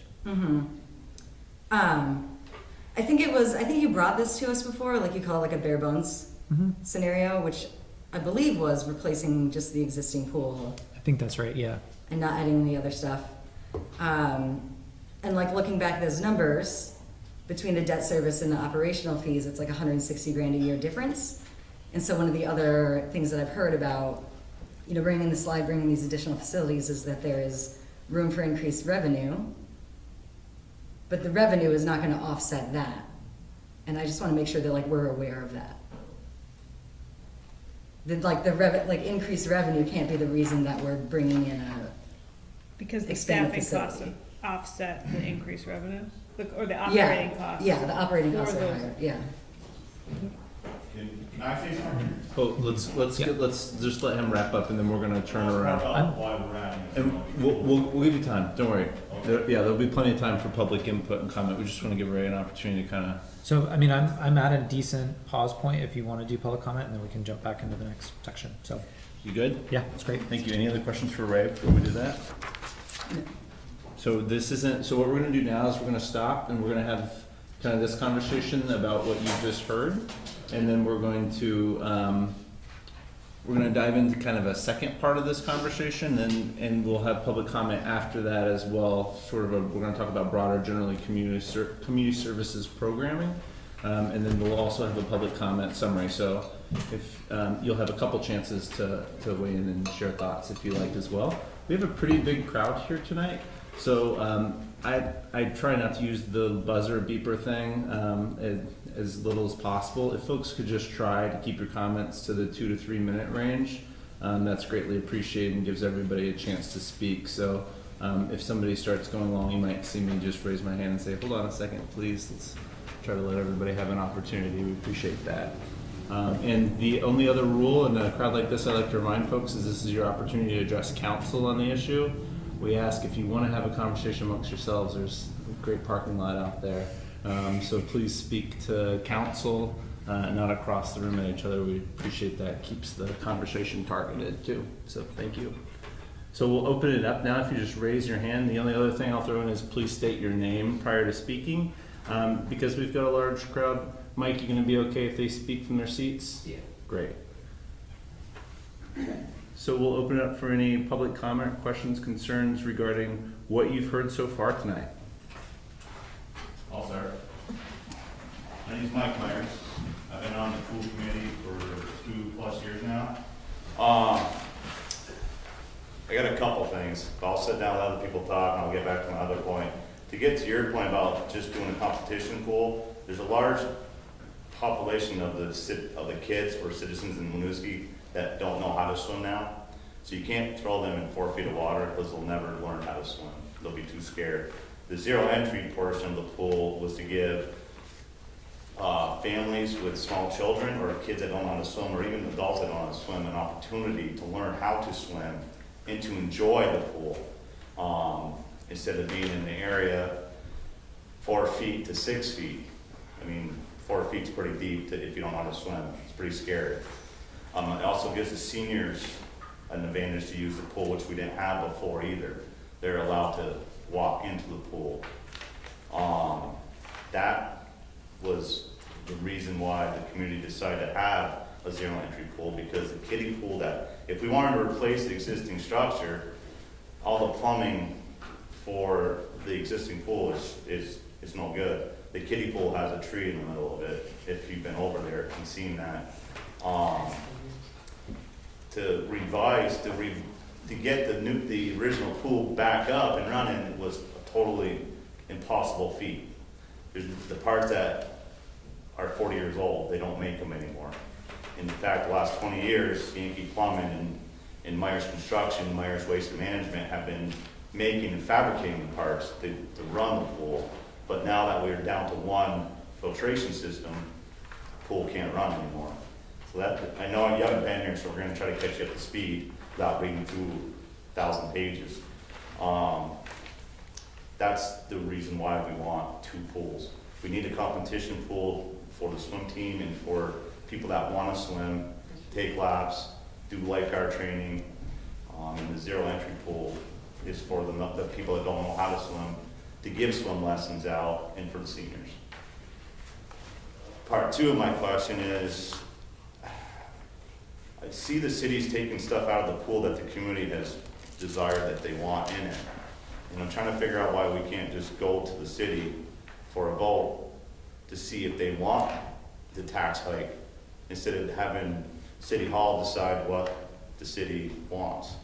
I mean, we've been working on this for a long time, and I don't know if you've been reading Front Porch Forum, but it's starting to snowball right now. There's a lot of people talking about the pool, some positive, some negative, but people are starting to get fired up, like, what's going on, what's going on, what's going on? So I think before we start taking away from what we worked on, maybe we should let this community decide what they want to do. If they want the taxes to raise for the pool, then so be it. If they don't, then we go back to the drawing board and start taking things out. I mean, one way or the other, like the slide is the topic everyone's talking about. We're still gonna have to plummet for if the fundraisers, if we fundraise the money to get the slide, we still have to build the infrastructure for it, because if we do it after, it's gonna cost double. So that's the main price tag on the slide too, I'm sure, is the infrastructure for the slide. I think you're losing out if you take the community room out for revenue generating. That room can be used year round. It can be certainly used after the pool closes. But that's just my opinion, but I think you should let the voters decide what they want in and out of the pool before you start slashing stuff. So I think just because really that was council's call. So there was another important reason that I remember popping up and learning about as to a separation of the two pools, and I believe it was called a brownout, which was a whole new term for me, and learning experience about what that means, of why it's a good thing to have smaller kids too, so the pool doesn't have to be cleared if somebody has an accident. So you're correct that we asked that sort of the committee put together what they thought was the pool that best reflected the needs of the community, and that was absolutely the target goal. There's always been a stop here necessary and required for it from a financial perspective, because the job of this body is to try to put forward something not just to have voted upon for the sake of people voting on it, but that we think has got a good chance because it reflects the will of the community to pass. So we're trying very hard, I think, to be as responsible as we can with people's tax dollars, and there's never going to be total agreement about what an essential versus non-essential item on something like this is. There's just not. So we've tried our best with that. The other piece that I'll just also put back is, from the very beginning, there's been a long dialogue in this community about fundraising. The city cannot do fundraising. That's not an activity we can engage in. Our fundraising is coming to voters and saying, hey, this is what we're proposing in terms of tax rates. In other communities, one of the ways there's been demonstrated will, efficacy, and create energy and I'll say buy-in from the community is to fundraise. You know, the O'Brien Community Center is a great example of that, right? This community, a lot of people reached into their wallets and gave $5, $25, some people more, right? To help make that a possibility. And some of that is for financial reasons. Some of that is also for buy-in and to turn back towards the community and folks who are most excited about this to say, what relief could you provide on some of these items that maybe some residents wouldn't agree are essential? And I guess I'm trying to paraphrase why we put those questions forward, so I'll pause too to see if there's any other comments on that in terms of why we asked for some of those items to be pared down from the proposal standpoint and looked at separately. I would say that's right, is that we want to put forward something that people will vote yes on. And so I just want to make sure that we are considering multiple viewpoints here. Doing our due diligence. And I think the other thing is, quite frankly, we looked at some of the items and recognized that they might not have the same pizzazz when it came to fundraising. We, like Ray mentioned in the beginning, the UV filtration system that cleans things, totally necessary, totally, or a great item to have in a pool. Probably not one that some foundation or some person would like to have their name on, right? So a slide is something, the so-and-so memorial slide is just something from again, the experience you probably have a better success rate of actually fundraising for. It's something that people connect to differently. That was the thinking along those lines. Yes, ma'am. My name is Allison Springle. I'm wondering, has there been, I've been on like a few emails, but I'm wondering, like, has there been fundraising like established? Because if the community center was that privately, you're saying that's an example of like the community coming together and raising funds to get a community center. Mm-hmm. So I'm wondering if there's a way that maybe we could start like a community Kickstarter or something like that to maybe get some funds going. It's easy to kind of just like donate and maybe even like have people pre-buy their first year, membership or something like that to kind of just show the community support, because I think that would generate a lot of revenue. Yeah, so I'm going to break my own rule and just say first, I'm just going to say the setup comment that we have to bifurcate the city role versus the community role. The city can't go to private entities or turn to citizens and say, we'd like you to donate towards this specific outcome. And there's a lot of reasons why we can't do that, that we've kind of covered in depth. There is a group of folks, and I would just ask, Cindy, you've been key to that. If you want to just maybe give a quick update in terms of where the fundraising efforts are. And I'm, again, breaking my own rule of not having it be an exchange out there, but I think Cindy's probably best qualified to answer that question. I do have an update, and I appreciate everybody. Mike and I and Carolyn have been on this committee since day one. We joined the committee in the thoughts that we were going to help the city come up with a design that the community wanted for their pool. We did that. We were very successful doing that. 3/4 of the way down, we then find out that that said committee was now going to kind of turn into a fundraising committee for the pool to help offset the cost of the pool. At that point, we lost the majority of our membership of the committee.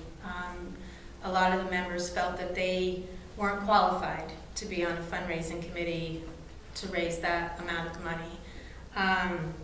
To be honest, we've spent the last 9 months trying to recruit new members for this committee. I've been given names repeatedly by Ray. I've sent out emails introducing ourselves. We've had meetings. And a lot of people have shown interest, but then they don't show up at any meetings and they don't reply to any emails. So the last few months, we've been meeting twice a month, trying to just brainstorm. We can't be a fundraising committee with 3 people.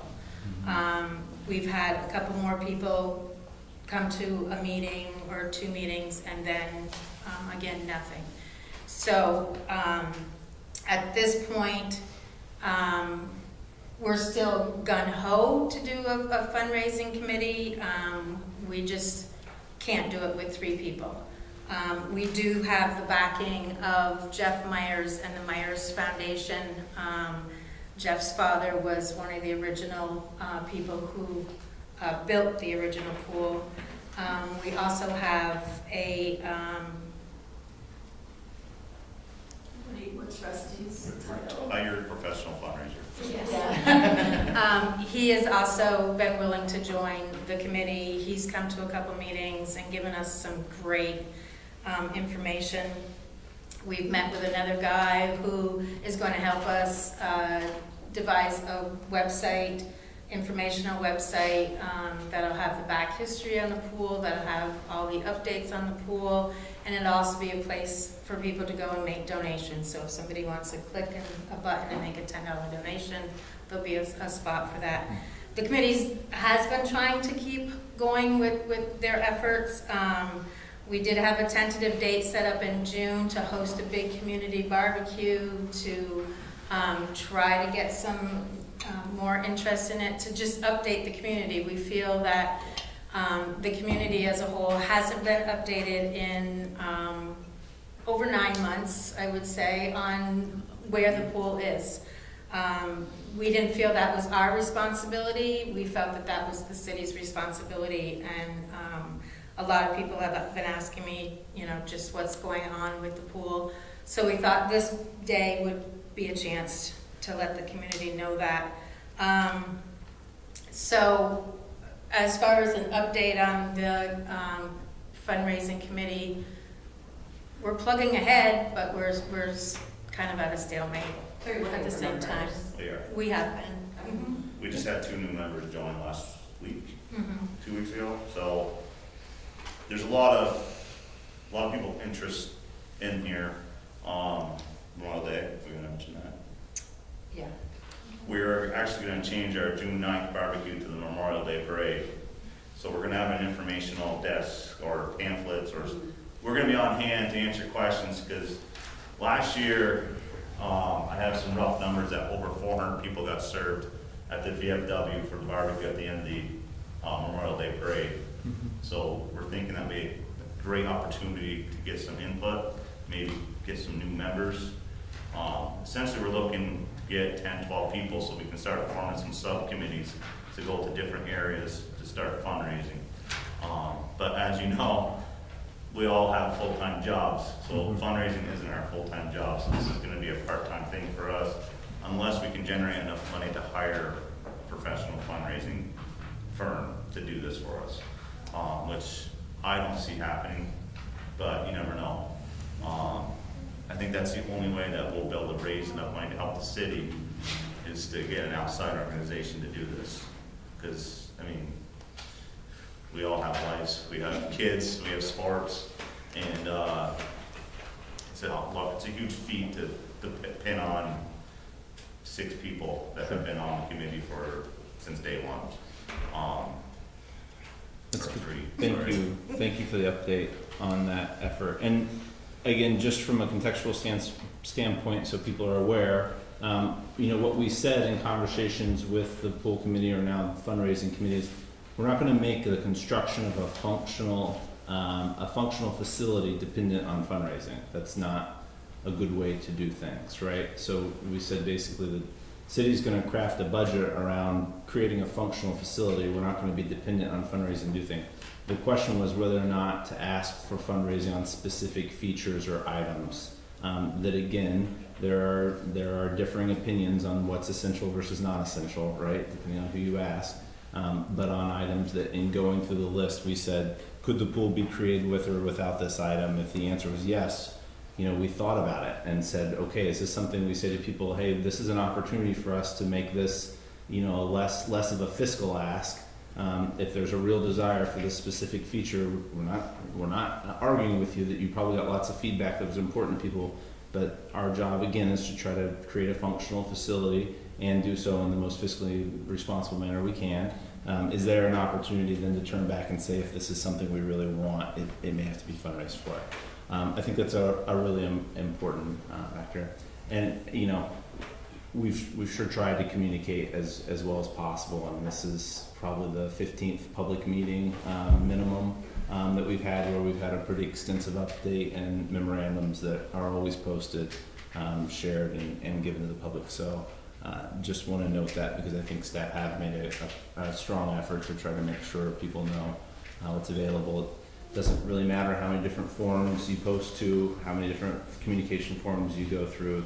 It's not going to reach some people. That's the way it works. So, is there anything on that? I have a, Yes. no, someone else. Yes, I have a question. I'm Pat Everts, Mm-hmm. and I guess started a ball rolling in Front Porch Forum because I feel a lot of people in the city didn't know what was going on with the pool. This is the 3rd year it's been closed, and we've hardly got any information, to my way of thinking. I want to know what is the city's share of this pool? It is a municipal pool. It's not privately owned.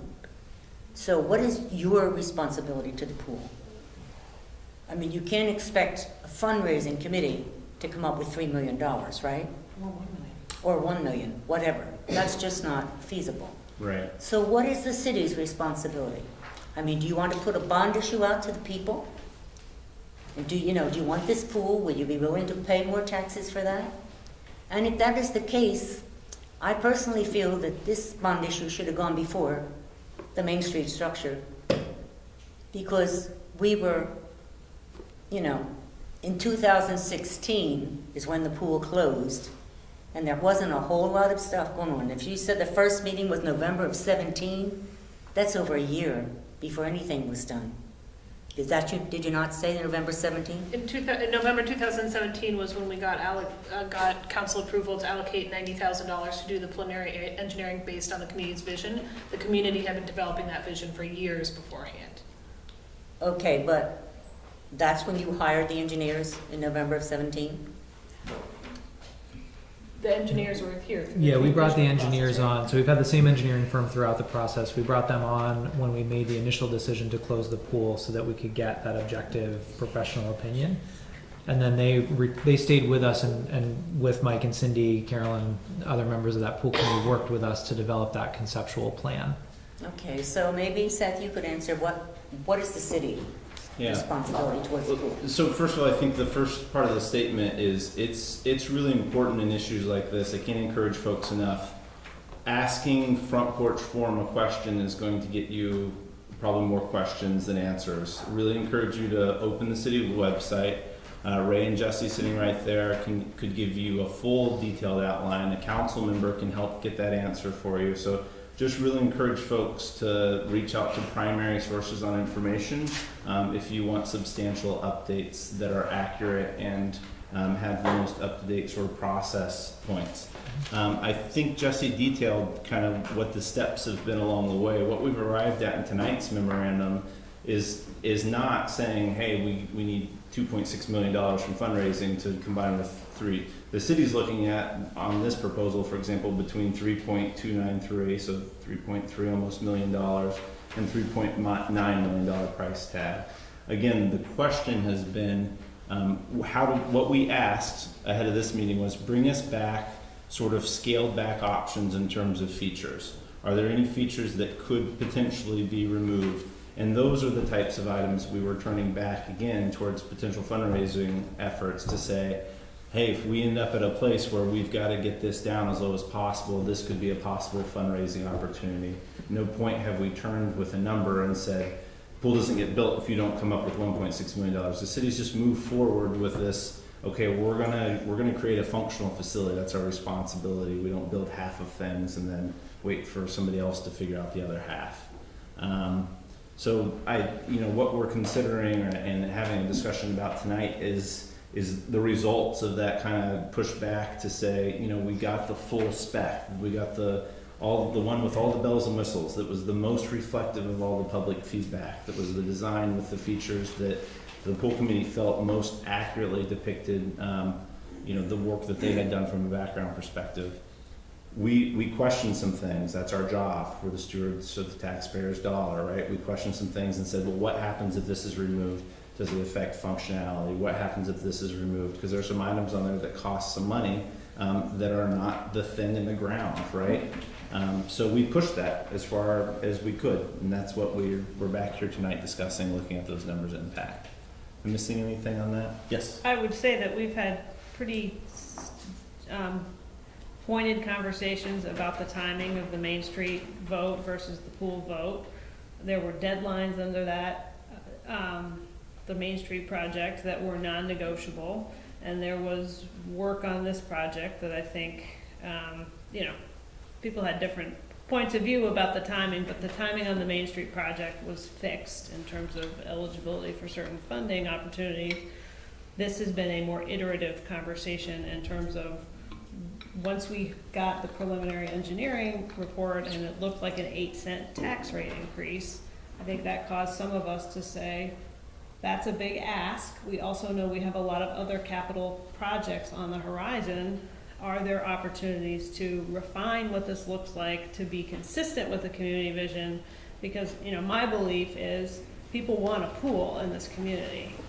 If the visioning process in no way contemplated tax rate impact, really, it was a very creative, what is it that we want, right? We're now in the position of saying, and what is it that our community is willing to pay for? And 6 months ago, there was discussions that the fundraising committee felt like, or the pool committee felt like the fundraising millions of dollars was possible. So, we've tried to give that process some time to flesh out and see, is that possible? Because if we're going to the community for a bond vote, which is I think where we're pointed, and now the question is, what's the amount that we're going to bond for, and when? That's where we are. But it's not for lack of, interest. It's really trying to do the diligence required to both respond to the community's interest in having a pool and having it meet certain needs or look a certain way, and to Christine's point earlier, putting together a proposal that we believe the community will support, because I haven't heard a counselor up here say we don't think a pool is a good thing for this community. The question is, how do we do it? I think our memo says we have an August bond vote option or a November bond vote option. Does that help understand where we are and the process ahead? Somewhat. Other questions, comments, concerns from the public? Yes, ma'am. My name is Carolyn Bertrand, and I may have missed this at the beginning on the line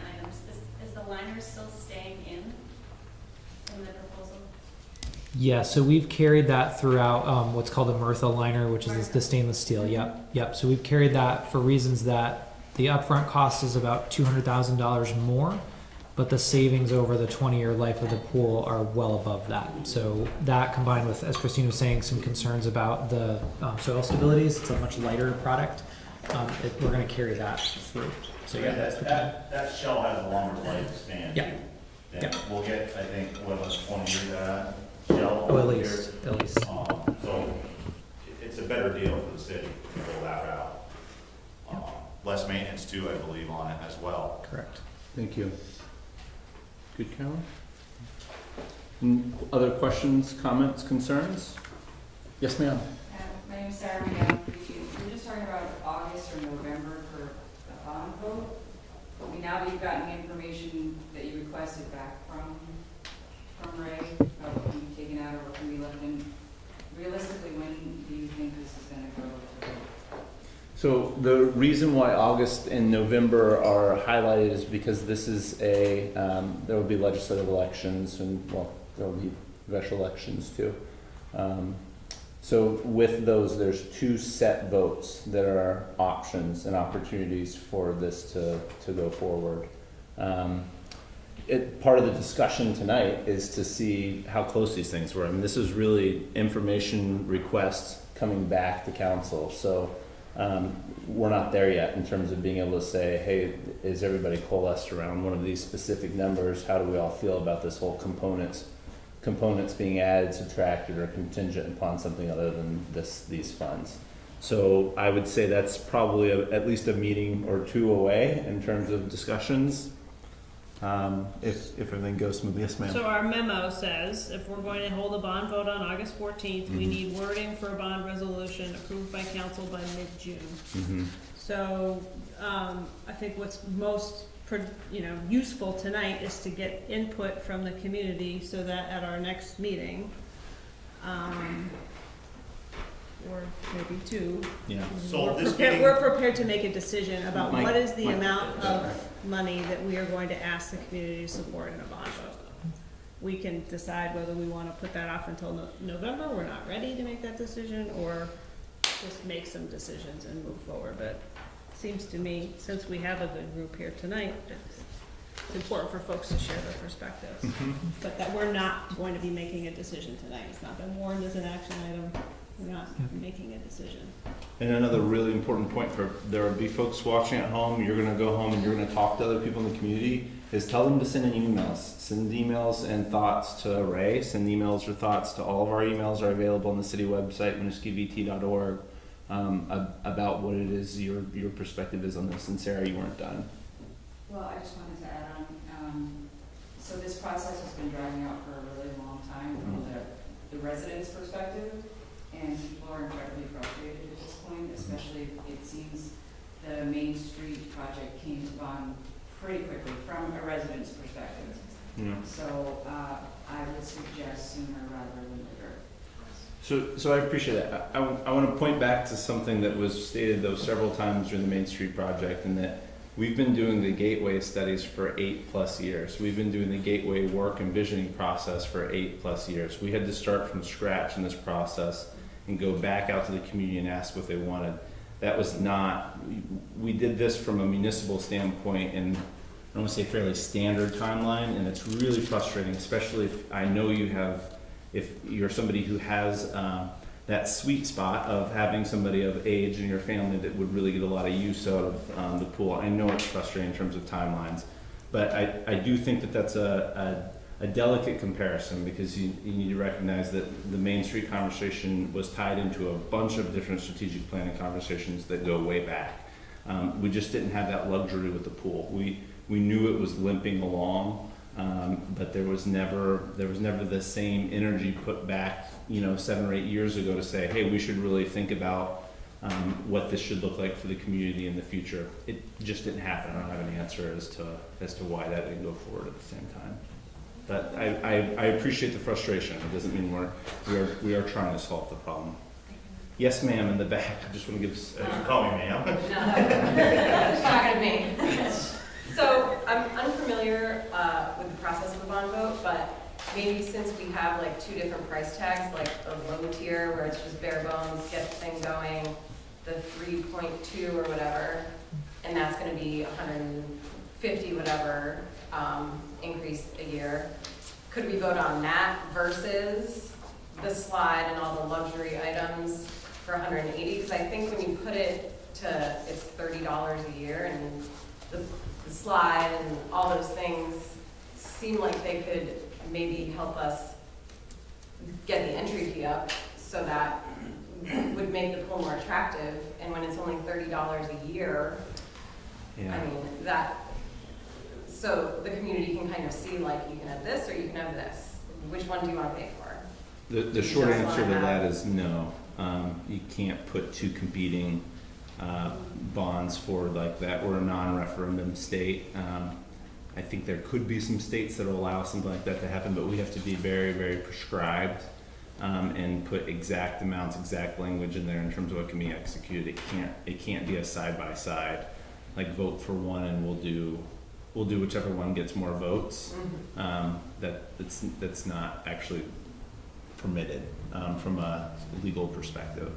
So that's why weighing in right now is really important, because in the end, it's the elected body that you put forward's job to try to synthesize all that feedback, look at the financials, and make what they think is the best decision going forward. Well, I think I see property values going up and people maybe being able to afford an extra $30 a year because, also having a pool would make property values go up.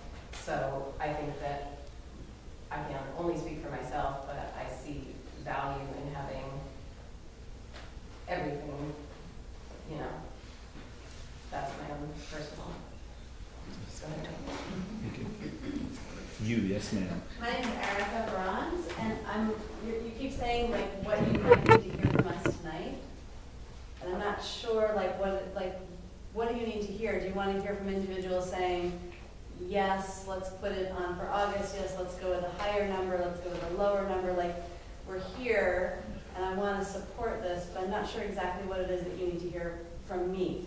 Yeah. So to be more specific. So the issue's never, I think what Nicole stated very clearly is the issue's never been about the pool, right? Is it a good idea or not? What we're looking at is 3 different tiers of potential funding. And one includes, we had a discussion about how can we get this down to as low of a potential impact as possible. Then there was another where we turned back to the engineers, another model where we turned back to the engineers and said, you do your preferred engineer, if that's fair, cutbacks. Like, what do you think balancing longevity and functionality would be the smartest things to do from your professional perspective? And then we have the full-on model that's just the way it was proposed. So the difference is the full-on model is $3.9 million. The recommendations per the engineer is $3.582 million. And then the one that we kind of ask a bunch of questions of things of what if you cut this out of it was $3.293 million dollars. So, or in other words, 8 cents on the tax rate, 7.6 cents on the tax rate, or 7.1 cents on the tax rate. And those don't sound like big numbers to people, but recognize that where our increases have been recently for the entire year has been around 1 cent. That's around what we've been asking for, and there's a lot of variation. You can go up to 2%. We had some years it's 0.7%. So what that is it's that difference is a typical full year budget cycle increase in cost that we usually ask taxpayers for. So it is that penny is a big deal to us, that penny on the tax rate. And Winooski, a penny raise is around about $50,000 a year. In our more recent budgets, we've tried to keep operational increases balancing with additional sources of revenue to about that net impact to taxpayers. That's a lot of times been our goal. So really, we're considering what about these 3 different potential options. Part of tonight is it's great to get reaffirmation this is an important project to people. The other piece is what about these features that have been discussed in terms of what they are, the slides and the zero entries. Yes, ma'am. So it would be helpful, because I know I can't stay much longer. I mean, is it helpful for a show of hands for you guys to see like how can we give you the feedback that you need in an efficient way? We're not each getting up and saying, this is what I think, this is what I think. The lovely part about a public process is this is the way it looks, right? Is people get to stand up and say their piece. I think what you're welcome to do, as I mentioned before, is send something in. Okay. And then the other piece of it is, you've got public outlets too. We just encourage people that from an informational perspective, please come to primary sources when it comes to putting information out or asking questions to, the quote, never ask Twitter a question. It's a bad idea. So what you need from us sitting here is you need emails with the specific indication of which one of those three we would support, and you need us to talk to our community and have them send you emails with an indication of which one of those they would Public feedback of any kind is. But that would be really useful for the bond vote, so you would know where to put it. Yeah, and it's the whole idea of engaging with people and opening this up to public discussion is it gives you a chance to weigh in, right? It gives you a chance to speak to the body that eventually is going to pass or authorize language that's going to put this on something that then you get to vote on. So this is the public opportunity, the chance to nudge that, help steer that conversation in a way that you think best reflects what it is that you're interested in. And you can't go through in our seats, you just can't, and count emails. You can't go to meetings and count hands and have that be an effective methodology of taking feedback. It's just not, because people show up for different reasons and activate for different reasons around issues. So it's this body's then job to try to, again, synthesize that with the financial information available in the larger context of what else are we doing in the city. We're getting ready to have the next conversation, which is about sort of the global offerings of community services, because that's something else we asked about. So we're going to hear from Ray in a second about, hey, we're thinking about this large investment. What does this do to potentially other program offerings, and what does that look like from your capability to do global programming outside the pool too? This is participation in public process. So it's not, I understand that there's not, you don't have a clicker to say I like that, but showing up here does make a difference from a reflection standpoint, and giving that feedback we do read it. Okay. Cool. Thank you. Yeah, you bet. Yes, sir. I just like to say, Scott Olmstead, by the way, I just like to say that I think engaging the community in the process, specifically if you're asking us to give you feedback on the 3 different proposals that you're considering, it would be helpful to have access to what those 3 different proposals are, what the bullet points are in those considerations, and I haven't seen that. Yeah, what I'll say is a hard part about meetings like this is they're in a continuum. And we kind of did that in depth. Go ahead. Yeah, I was just going to say, Scott, on the city's website, if you do winooskivt.org/pool, there is a sequential list of meetings with documentation that was submitted to council there. This meeting is not up there yet, but that's first thing on my agenda tomorrow morning. So that gives you from like, crud, we can't open. I've read over them, but Yeah. I'm talking about for people here who are Yep. trying to become newly engaged in the conversation. Yep. To have 3 very simplified lists of what these 3 proposals are would be helpful. Yep. The documents that are up are very informative. They're not concise and they're not easy to understand if you're not familiar with the process. Yep. We appreciate that feedback. Thank you. Thank you. And I think too, clearly if we're moving forward with an ask, obviously that work will most assuredly be done so people have a full understanding of what it is that's being asked for. So, but that's good feedback even for next time for council meeting, if we can have a simplified version of that.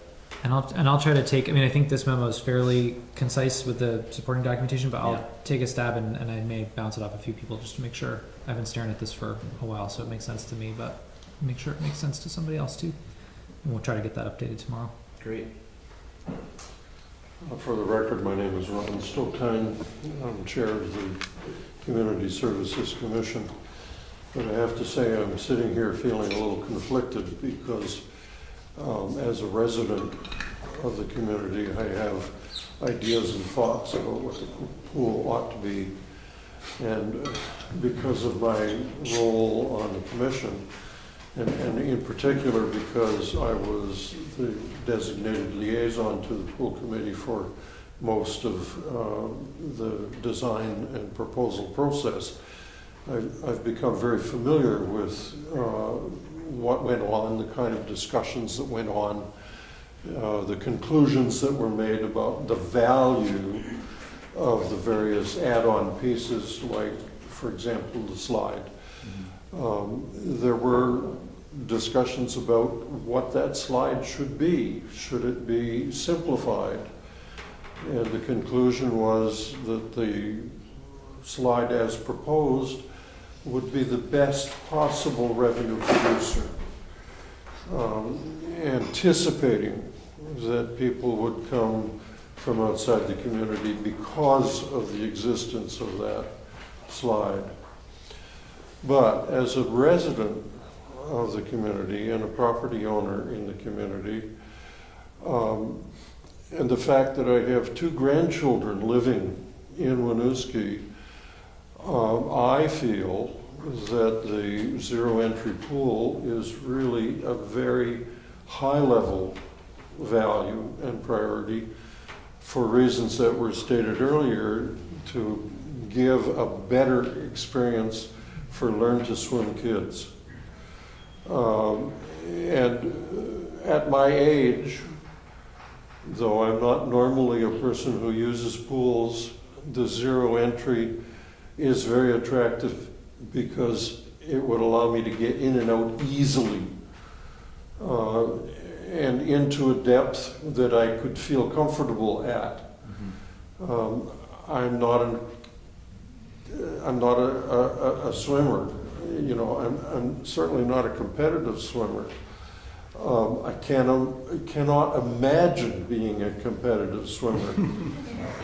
But that part of the pool is equally important in my mind, because we have a high school swim team that really needs a good quality swim experience so that they can excel as competitive swimmers.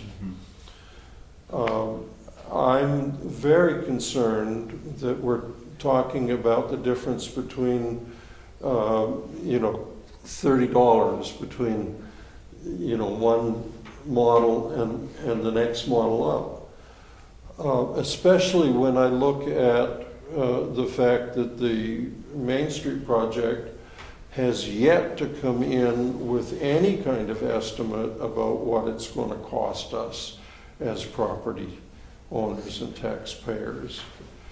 And frankly, an ask for $28 million is a lot more scary than $3.3 million. So I really encourage the council to consider very carefully the value and the added value of the features that you were discussing as potential for elimination or shifting into a fundraiser mode by an independent agency in the community. Thank you. Thank you.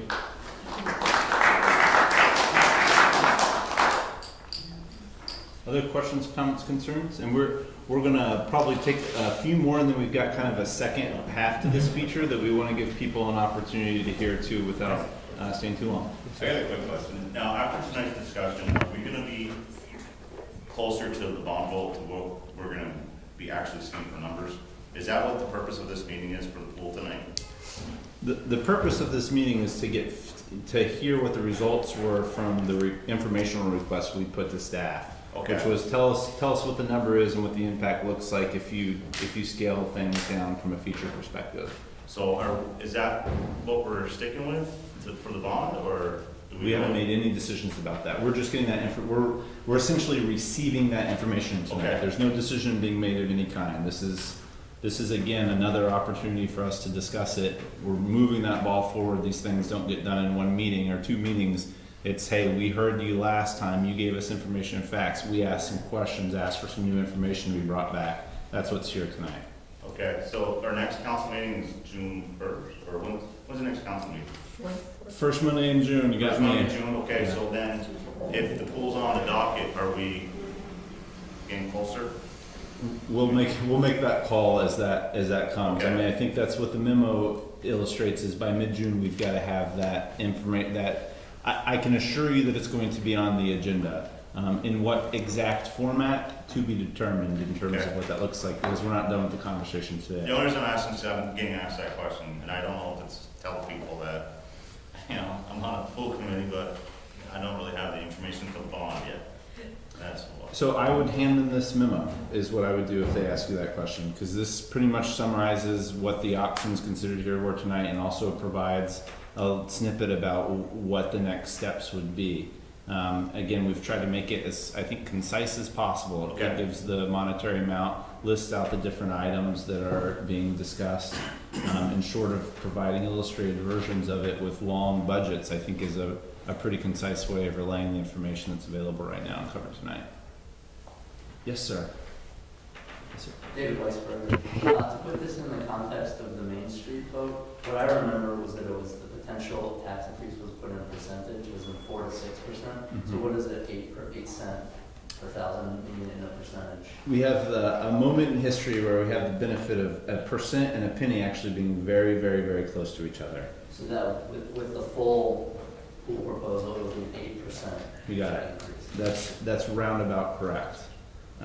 It'll be 8.2 or 7.8, somewhere in there, but it's about one penny is about 1% on the tax rate here. And that's going to change over time, so people should pay attention to that sort of globally. Yes, sir. Ira Flateman.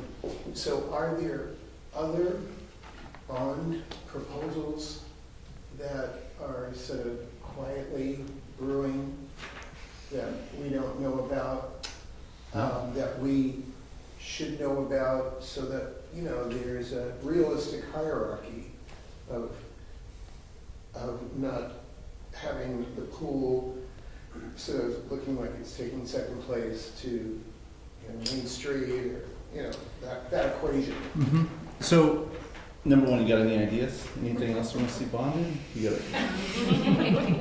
No, in seriousness, I understand if people are showing up now or seeing one meeting and looking at this at one moment in time, that it can feel that way.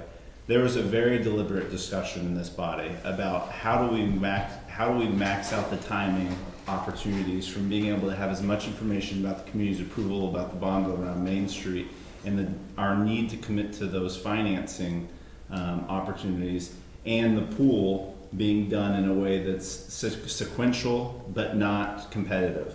In other words, we're going to have enough information to make potentially a decision on both.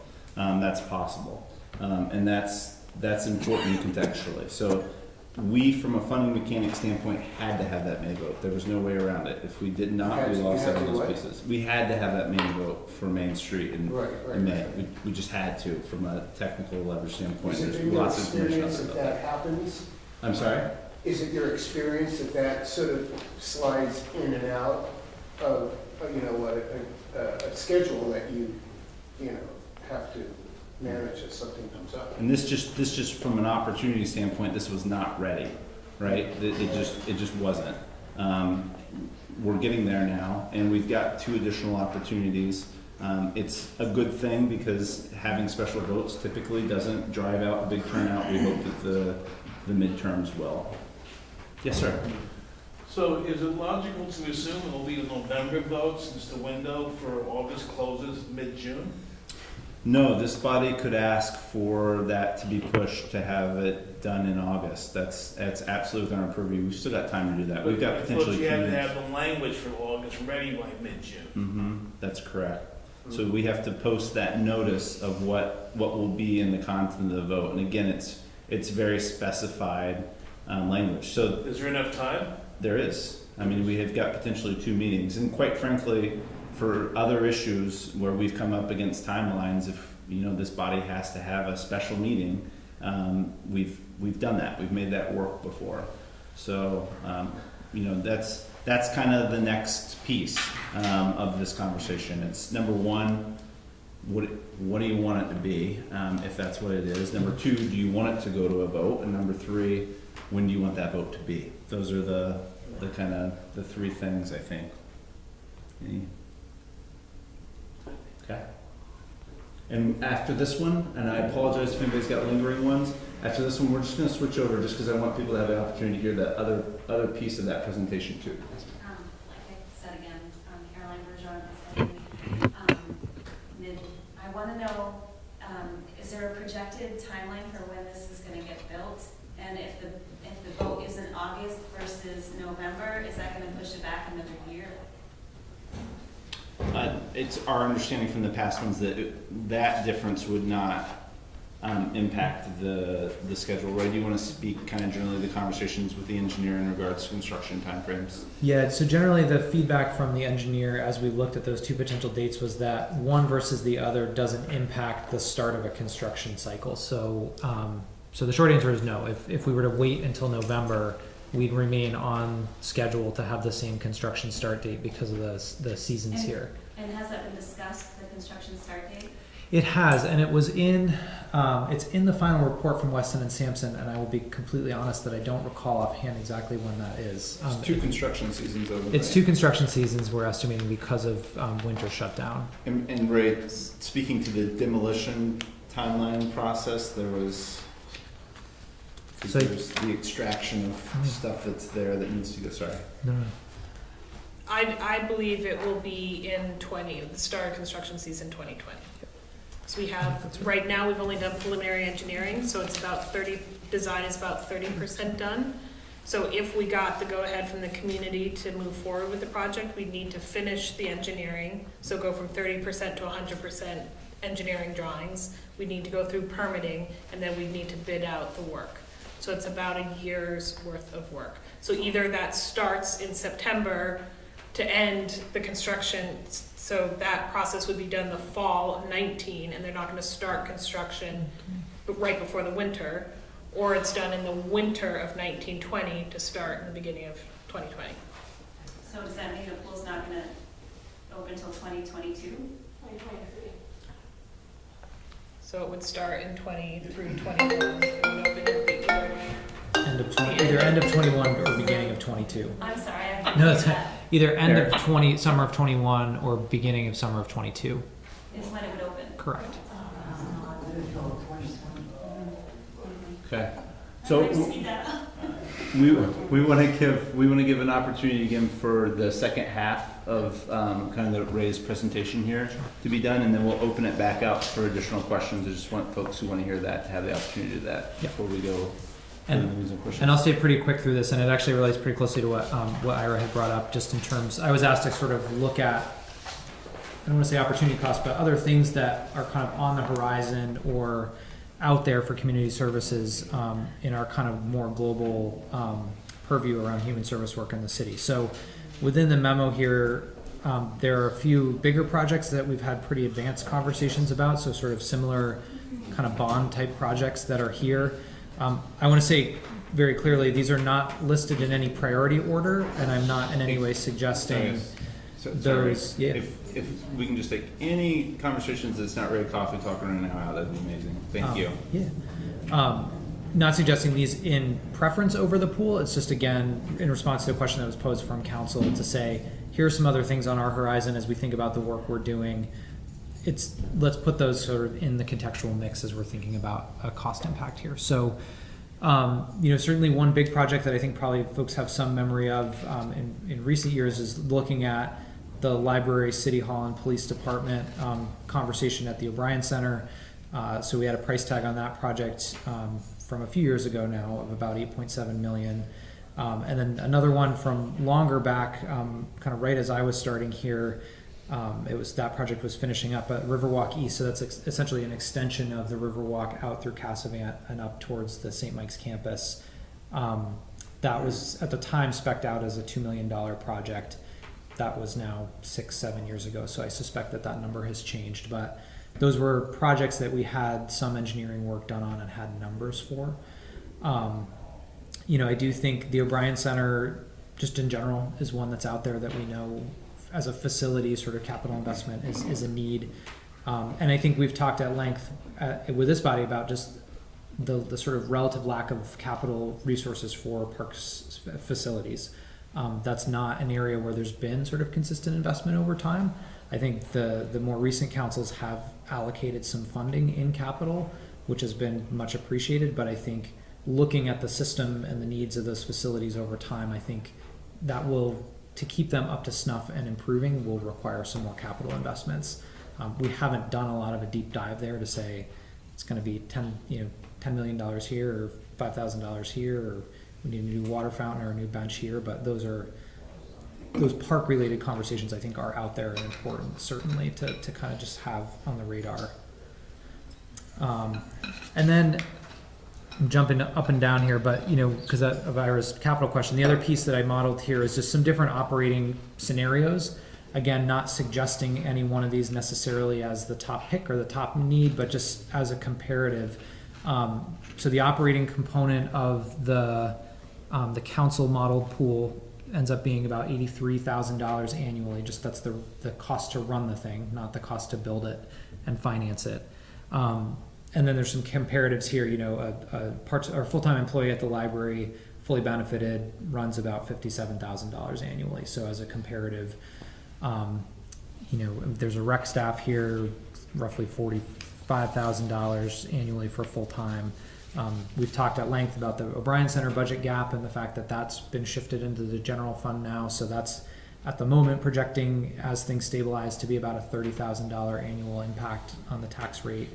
And a few other pieces here that we've modeled out for consideration, largely related to staffing. I think as we look at growth as a department, that's really the area where we are most constrained to grow at this point.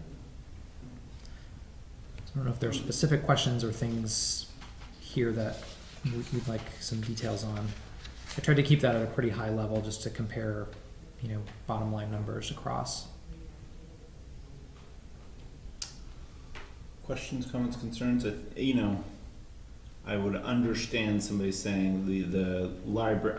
I kind of cut that one out mentally. I think it's right to keep it in the larger context from an infrastructure expenditure standpoint.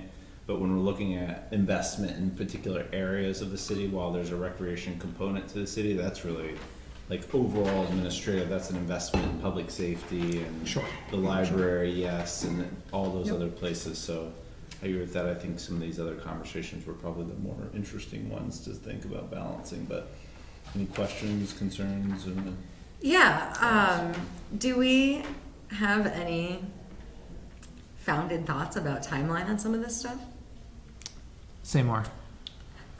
So like one of the items here is replacement of pavilions and bathrooms at Landry. Like, do we have thoughts about when that really would need to happen, or is this all pretty malleable at the moment? It's pretty malleable. So I think that's really a priority conversation for you all. Yeah. None of this is work that we are currently actively working on. Okay. The question we were trying to, or the answer we were trying to put forth is, if you're asking us with the pool conversation, what are other conversations that could be, again, but kind of to Ira's point, on the horizon in the future? This is the list of those conversations. We are not actively working on any of these. So when you say you're not actively, but there's no discussion about it? We don't have concrete proposals in front of us with any kind of numbers. These are ideas that at some point or another have popped up that haven't really, in the grand scheme of things, been prioritized from a workflow perspective. They're not currently in the capital improvement plan having set-asides for them. They're things we've either studied, thought about, or identified as potential needs in the future. What we asked of Ray in this scope was, is there anything, especially with a couple new councilors coming in, that we might be precluding by moving forward with this that we should understand? Other questions for Ray from council? Still there, Eric? I am. I don't have any questions at the moment. Great. We were actually just testing to see if you were paying attention. I am. Here and present. Good. Questions, concerns from the public? And so, having heard this, given there's no additional ones from council, this is a time too, if you've got other summary questions regarding the pool conversation as it's been had here this evening, to put those forward too. We just want to make sure that got in case some people were looking for that. Yes. So the last time I was at a meeting, a council meeting, the pool was talked about. There was discussion of a bond vote in August, and the pool will be open in 2021. And now I just heard Jesse say 2022. So I really don't understand. It seems like every time I come to a meeting, it gets pushed back a year. So I'm wondering where that 2022 number comes from. So my logic on that was if the bond vote passes in August of if we get the go-ahead in August of 18, we have about a year worth of final design, permitting, bidding out the work, building out the construction.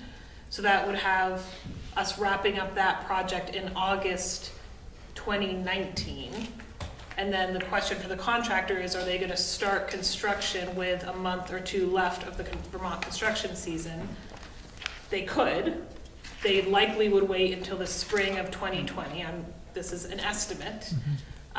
We've been told that it's about an 18-month, 2-year construction cycle. So if they start in April of 2020, that's the 2020 construction season, the 2021 construction season. And depending how things go, it either opens at the end of 2021 or opens in the spring of 2022. There's no way to speed that process up to take advantage of the 2019 construction season? I mean, it's a question we could pose to our engineers. You know, traditionally, engineering and permitting is not somewhere that you gain time. We could pose it to our engineers. Incentivize.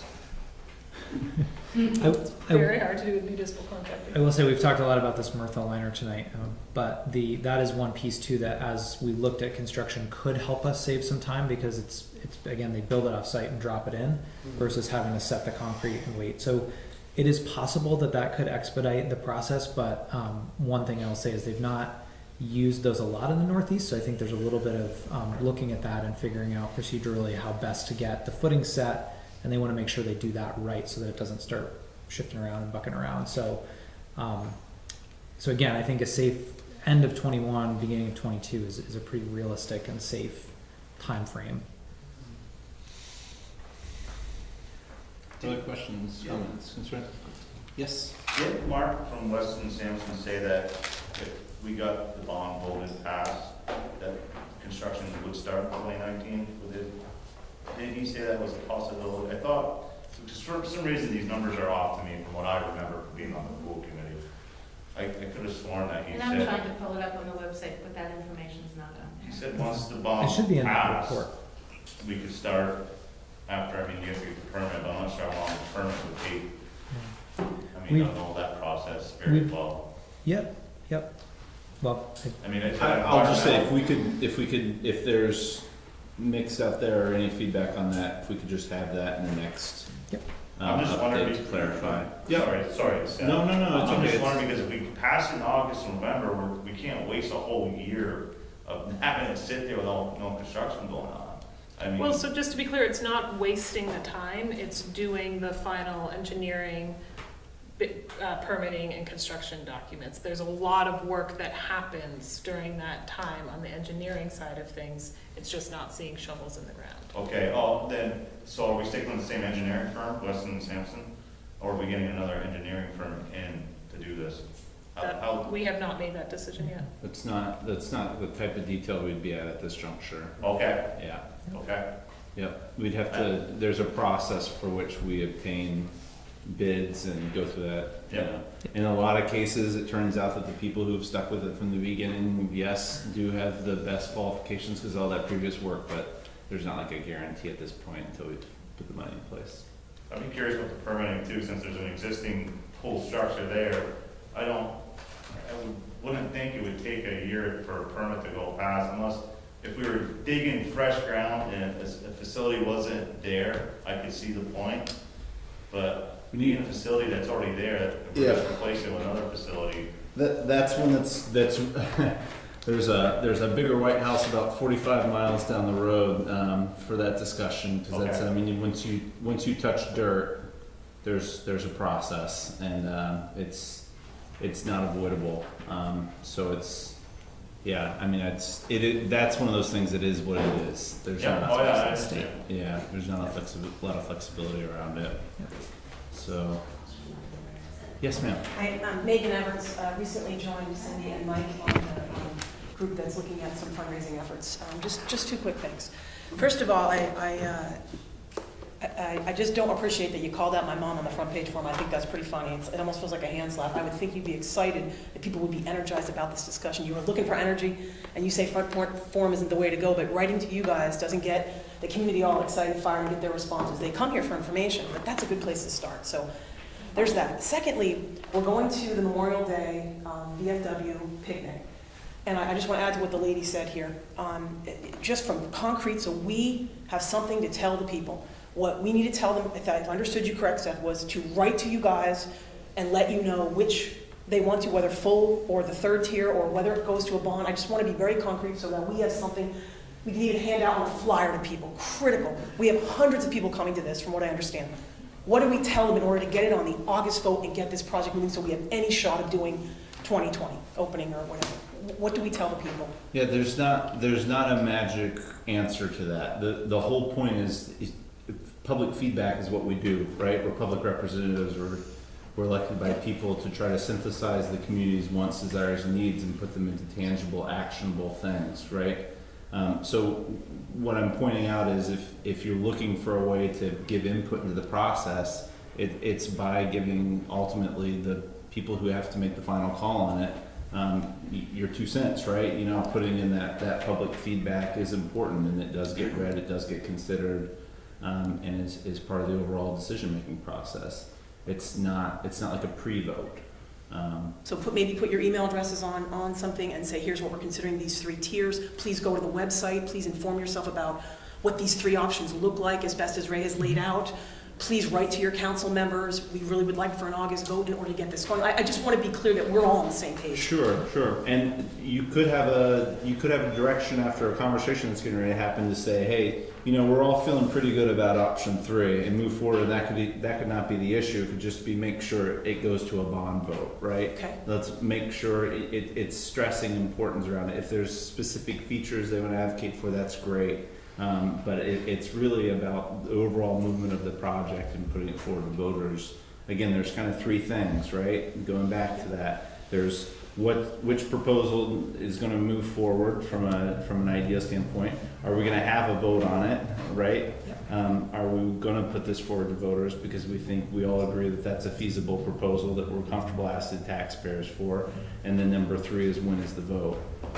Those are the 3 that I've just deciphered from. So in case people ask us what the council would need to hear in order to make those decisions when we come here for the June meeting, well, what do I say? Like the more input, the better, or they're going to take everybody's feedback and sort of talk about it and move forward? I know they're going to ask. There's not a magic answer to that. I'm sorry, there's just not. Okay. I mean, people vote yes or no when things come forward. Public feedback comes in a lot of different forums and opportunities. You know, I think the whole idea, though, of this beautiful democracy we have, right, is that your public officials are watching, listening, trying to gauge feedback, and trying to make the best, most responsible decision on behalf of the taxpayers' resources, and that will have the best benefit for a community. So, thank you, Seth. I appreciate your answer. Thank you. Yeah, and again, it's not. I'm not criticizing front porch forum in any way, shape, or form. It's when there's question marks at the end of things, we like to just say, hey, try to reach out to a primary source on it from the city if you want detailed updates about where things are. Try to get that information. Okay. Yeah. But I really appreciate that. Has the council considered maybe posting minutes of town council meetings on Front Porch Forum? They actually, all meetings are warned on there, and with the warnings comes a link to where you can find agendas, all the documents associated with the meetings, including minutes from past. Okay. Yeah. So each time we do a public posting, each meeting we have a public posting. That's one of the areas we do post that information. It's just important to note on public forums like that, you know, it's not, in our estimation, in a lot of cases, appropriate for us to jump in the middle of conversations that are happening on public forums. That's your forum. You're the public, right? That's your opportunity to have conversation where it's not being hunched over on behalf of a municipality or some other entity, right? And so, you know, there's no interest in quelling the free speech. The only point I was making is that from an informational aspect, just encourage folks to reach out to primary sources with that information data, especially if you've just got a process question. Yeah. Other questions, comments in regards to the pool presentation tonight and information being considered? So we appreciate all the participation and folks coming out. So I'll just turn it back towards council now to see if there's any reflections in regards to the conversation tonight from a directional standpoint in terms of what folks would like to see next, if there's any gaps in terms of information that we feel like we need in order to consider making a final decision in terms of those three things I kept pointing out. I don't feel like adding If we could new. just pause 1 second. Hey, I'm sorry. If we could just, any conversation, if we can move it outside, we appreciate that. Thank you. Yes, ma'am. I don't feel at this point that adding new layers and levels of analysis is useful. I think we need to make a decision about when we're gonna go to bond vote, or vote, whatever. Have a bond vote, and for how much. And I think, you know, my strong preference is to point us towards August. I think there's a lot of reasons why that makes sense.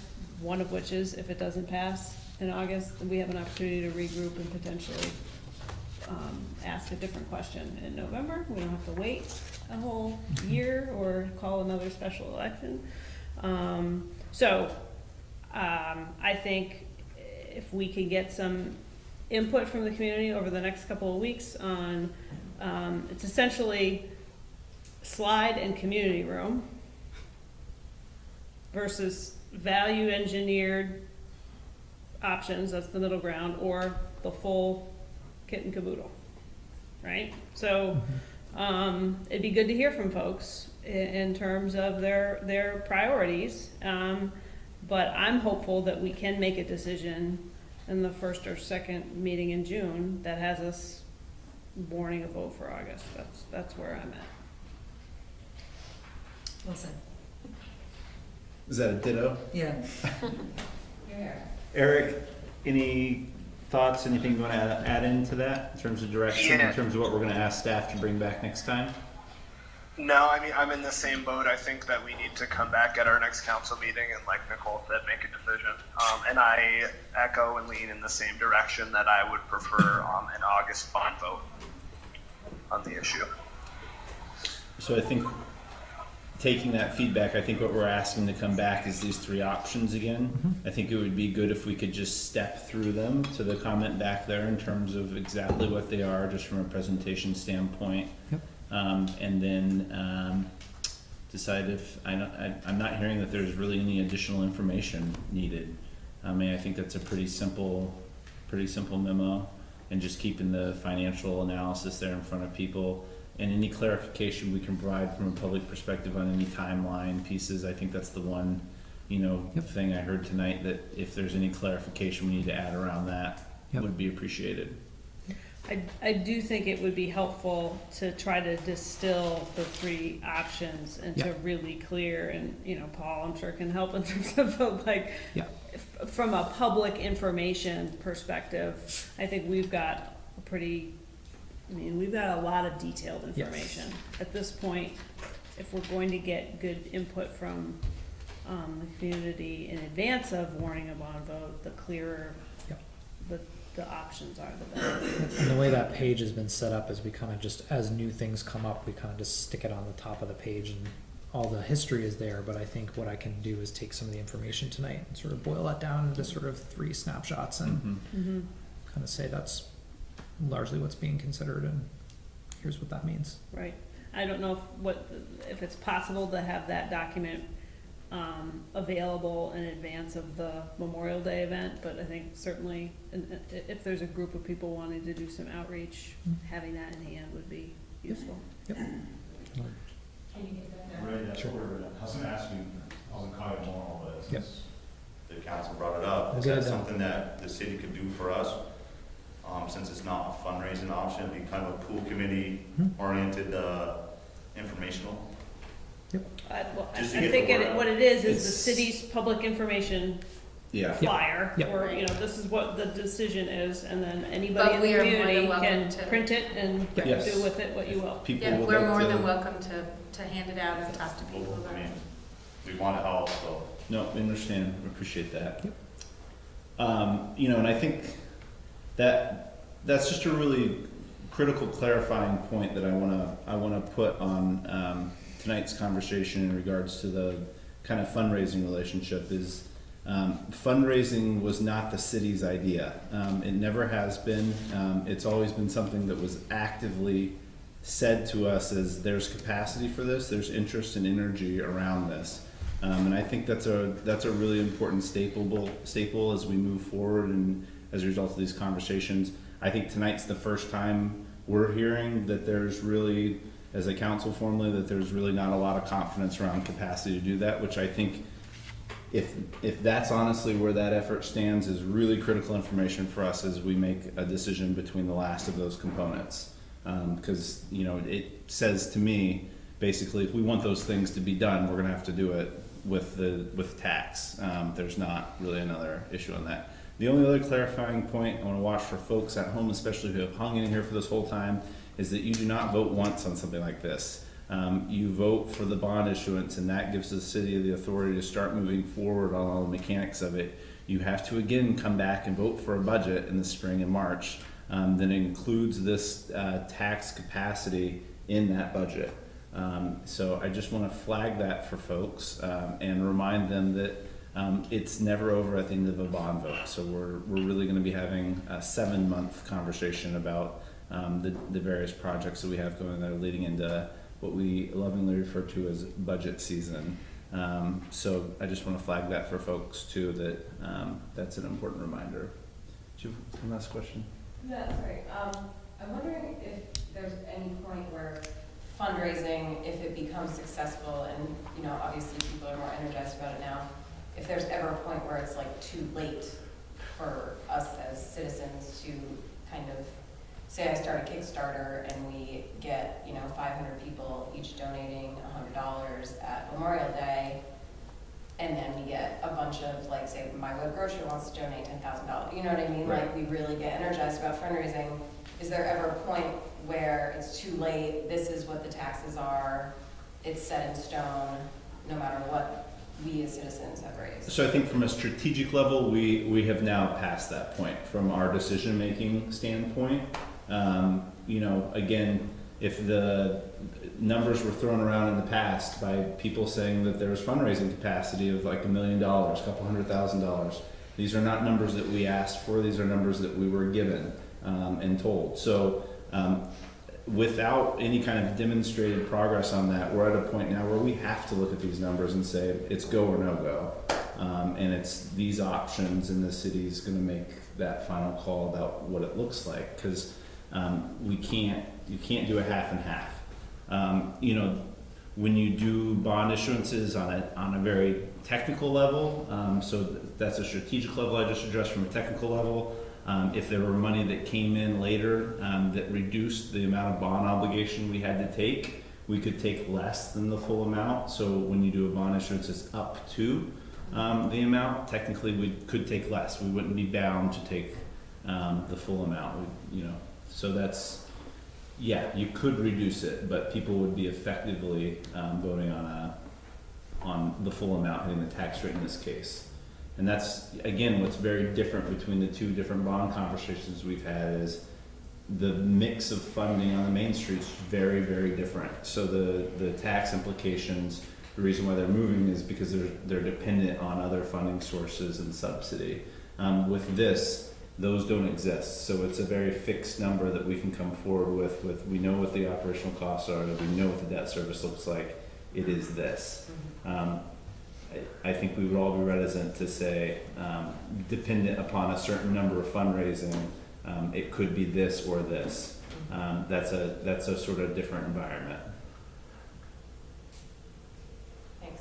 Yes, you're welcome. Thank you for coming and speaking tonight. Okay. Any other, let's see, Eric, before we close it out, just because this is a discussion item, any other items from you? I just want to verbalize that. I don't know, but thank you. Great. Okay, so with that, feels anticlimactic to not have some kind of big vote, but that's the beauty of the discussion item, right? We're getting there. That's right. Thank you. Okay, thank you very much, Ray. Thanks for all your time. Thank you from members of the public. All right, item H, discussion, Main Street revitalization, next step. So, as John comes up, just following the Main Street bond vote on May 8th, we committed to providing you our kind of work plan of what we're working on in advance of bringing you back a full financing package.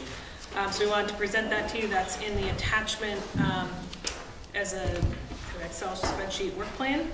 And then 2 items we wanted to specifically call out that have happened or are happening. We had a hosted by Downtown Winooski and staffed by Heather and John and myself, Main Street Business community meeting last week. Unfortunately, very sparsely attended, but Heather had done site visits at each of the businesses along Main Street as well in advance, so a lot of the conversations happened in that context and not necessarily in the meeting context.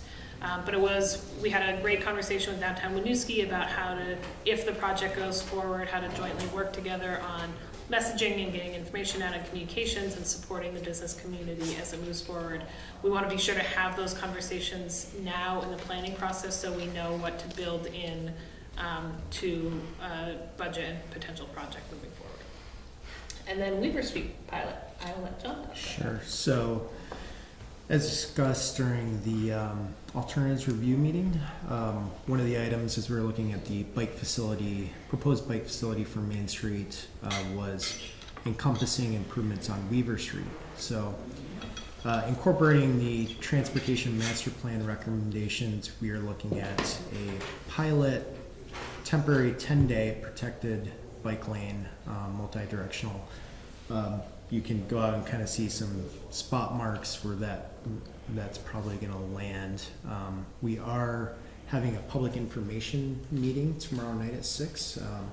Obviously, a lot of concerns. We've been getting emails and we've seen some front porch forum posts. Got some opinions? Yeah. So, and that's great. I mean, and ultimately, that's what we want to hear. Yeah. We want to hear the full spectrum of comments on this. So.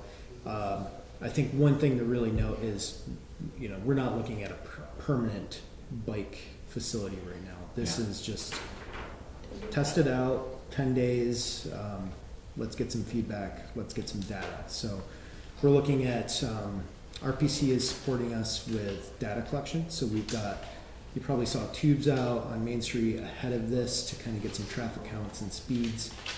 We had cameras out to look at, what kind of bikes go up and down right now, and we would do the same thing during the pilot. So it's really data collection, feedback. Let us know if this is something that looks feasible.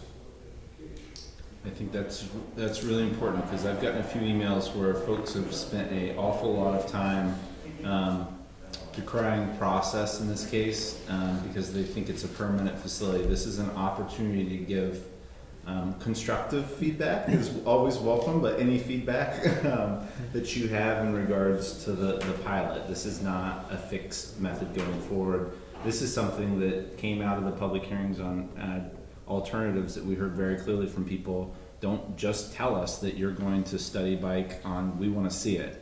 I just want to commend you guys because I know there's some kind of quick reactions to it taking place right now, for being so quick to respond and demonstrate to the public that we were responding to those concerns, because that's what we asked. So thank you for doing that. So great opportunity for people to give feedback, look at it, and glad that all the studies are going forward on that too.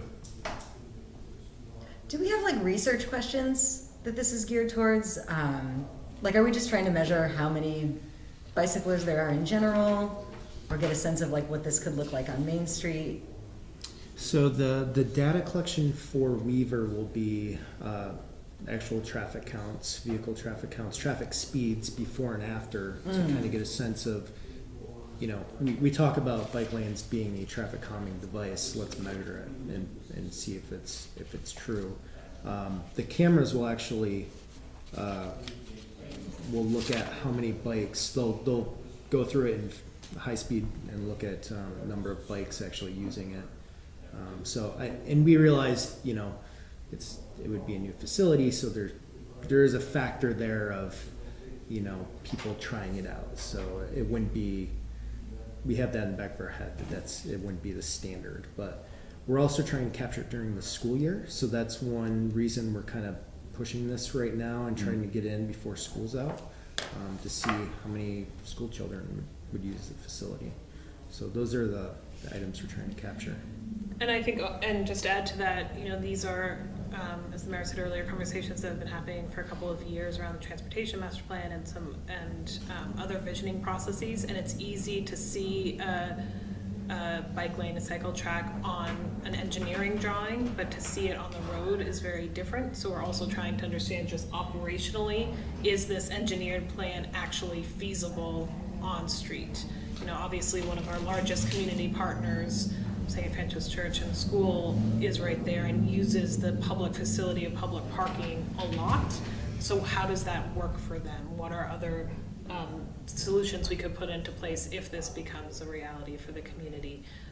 It's hard to just talk about that. It's easier to see it on the ground, see how it functions, and then be able to course correct or not do it if it's prohibitive. Thank you.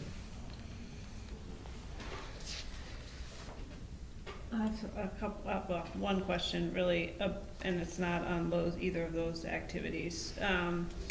But just in terms of managing our timeline and our schedule, if we're going to receive the complete financing package in August, one of the points of discussion we had early on was the need to address our housing ordinances. And I know that in and of itself is a body of work that has timelines associated with it. So I see it listed under other efforts, but there's a lot of other efforts. And I'm just wondering, from your perspective, how you see that process dovetailing with this decision point in August. Sure. So I probably should have called that something else. The reason it's called other efforts is just the breakdown of grants and subsidy applications, revenue streams, partners, and then other efforts. It's not to make it a third, fourth class citizen. It's just a label. But there's a lot. I mean, there's clearly a lot that needs to be done. I'm committed to not losing sight of that. Yep. But so I'm just trying to get a realistic picture.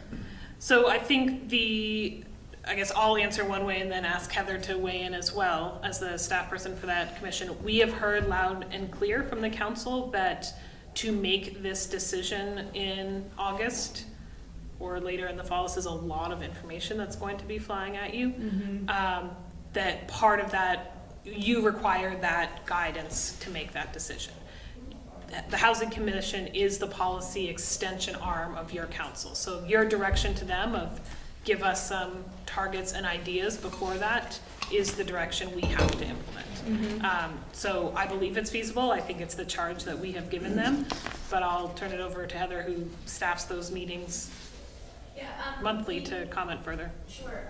We have developed a list of potential policies, incentives, et cetera, that we're looking at now. We're looking at them kind of, I'm sending out information as I find good resources for people to look at. So part of it is grounding people in what those options are. In addition to that, for the last meeting, I sent out projections of what different percentages of, by income group of housing we could have and what that impact would be over, I think it was a 6-year period. So you can see, what the net units would be, how it would shift percentages. And that's something we'll be discussing at the next meeting. I think that it's possible for us to come forward with recommendations on what those targets should be specifically and what the potential impact could be, and also a list of our recommended policies to implement. In terms of actually writing new ordinance, I don't know what the timeline is for that to happen through the Planning Commission. Thoughts on that? So I think that's what we have tasked them with, is bringing those ideas forward, and then it would be up to you to say, yes, we're going in this direction, yes, we want to see these things, and then that ordinance drafting and process would go back to the planning commission for that public hearing, but with a recommendation from you that it moves forward. We are not going to be able to adopt new ordinances by August, but I don't think that prohibits the policy decision from being made. I would say they're going to be general policy recommendations and general policy sketches. They're not going to be. This is not going to be the super in-depth, detailed policy that's going to come forward. And to me, that's never been the charge. It's to have those things analyzed and be ready. I think we've understood that the importance, the pressure has been to continue to push that along to ensure we're not having those conversations in a disparate vacuum, right? So I just want to say that qualitative judgment of what comes forward should be calibrated according to the timeline that it's being done in. I just don't want us to expect that we're suddenly going to get new zoning handed to us. We're not, right? There's going to be, here's the policy levers and mechanics. Here's how you do this. Are there select portions of this list that look particularly appealing? Here's the ones we prioritized and why as options. It's not going to be, the policy's not going to be done. Okay, so then how do we move from high-level policy recommendations coming from the Housing Commission to this council to an ordinance review, rewrite is underway? Because one thing that I'm interested in is sending a very clear message to the development community as they're looking at properties along Main Street. What are the expectations? Not at high level policy goal, but here's what that means in terms of an ordinance, and here's the time frame that we can expect so that construction doesn't begin and we still don't have whatever the ordinance modifications are going to be in place.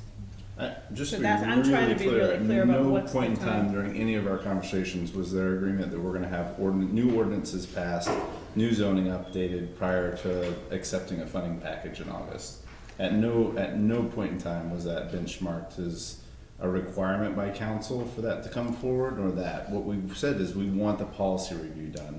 We want those levers analyzed. We want to know what the feedback is as to what we think we can do to do that.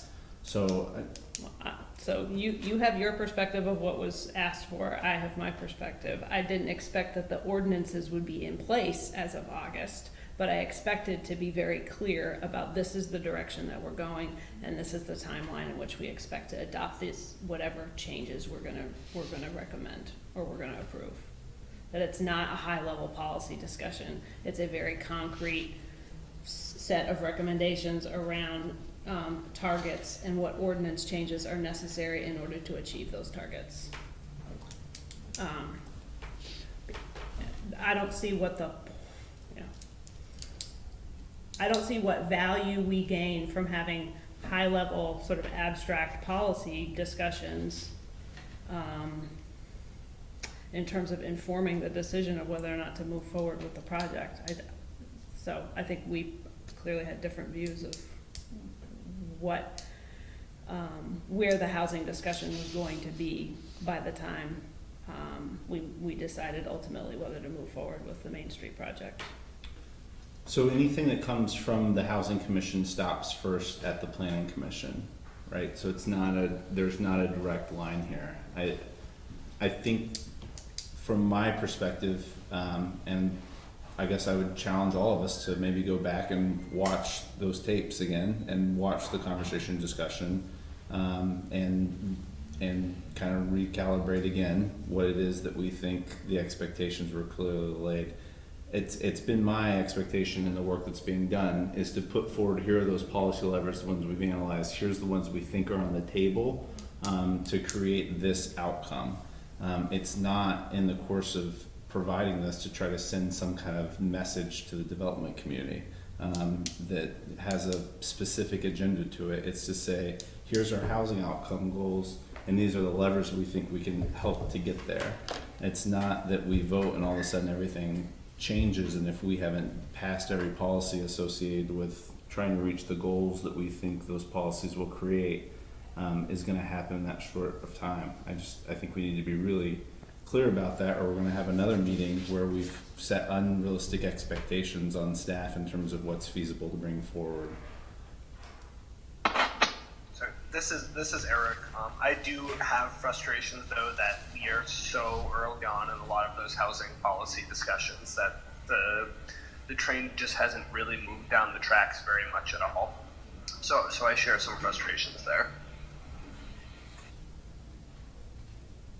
Okay. I would encourage you to take the time to look through the packages and look at what the Housing Commission's studied, and maybe doing an update on some of that work next time in a formal way would be helpful for everybody to understand the work that's being completed there. And I would again ask everybody to maybe go back and look at some of those conversations about what we asked staff to do and bring forward. And if I'm happy to be wrong if I'm wrong about it. But my perception of it is bring us the policy lever forward, bring us the goals, and that's what the body's been pushing for. And I know that's what they've been pushing for because I go to their meetings. And I also know that there's a process to trying to say these are the exact policies that we're going to have that require more deliberate conversation than we can try to force them to squeeze into 2.5 months. That's not going to be a reasonable time frame. In part too, because the Planning Commission's got to weigh in. Like that's the body it stops at before it comes here, and that's an important order.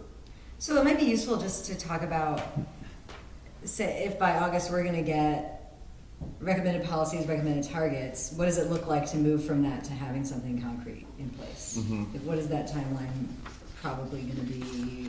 What has to happen to get there? Mm-hmm. Do you know the answer to that? No, I mean, I think it depends on the policy, right? It depends on the policy lever and mechanism. If you're going to say we want a full rewrite of zoning as a result of this, we want to implement inclusionary zoning, that's not just something that we pull out of our pocket or do the work on with the presupposition that it might be supported. The concept has to be vetted, the idea has to be vetted, and then you write the actual policy to implement it. I guess I'm a little miffed as to any kind of perception that policy is going to suddenly be voted on in August prior to that being done. I just think that would be a disappointment. I think it's also very important, and I know we've had this conversation a couple of times, and we're now, I think, fully into a housing conversation, not a Main Street conversation.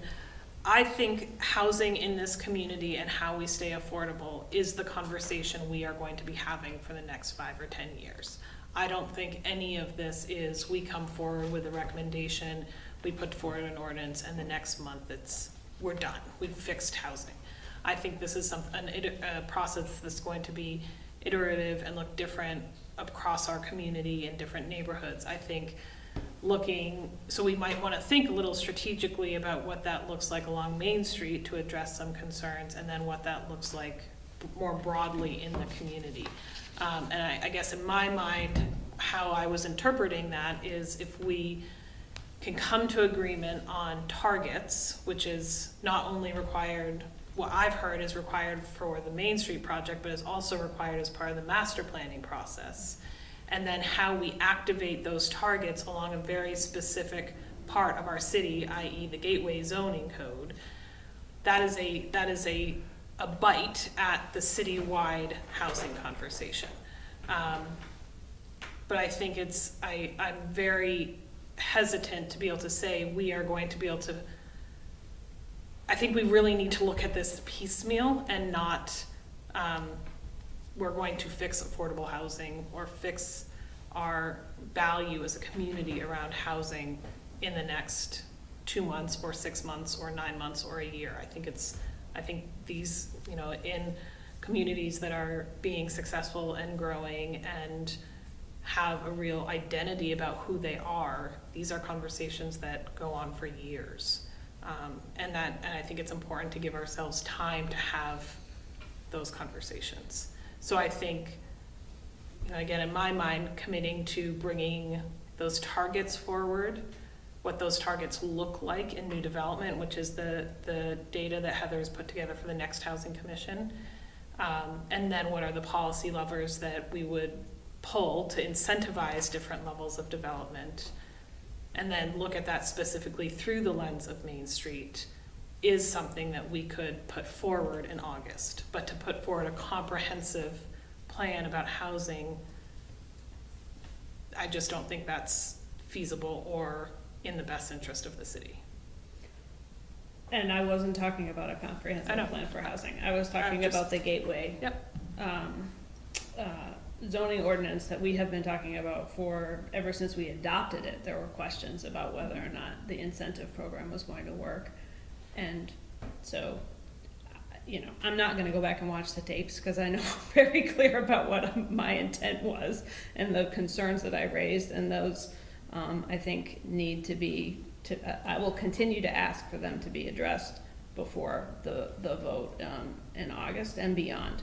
I have a question about the next Housing Commission meeting. So the fourth Monday is Memorial Day. Yeah, I have a doodle poll out to the membership right now asking them whether they want to do Tuesday or Wednesday. So I'm waiting for the final response. Did I get that poll or? You didn't. I don't know, okay. You didn't, but I'll send you the invitation as soon as I have that set. Does one of them seem better to you than the other, Tuesday or Wednesday?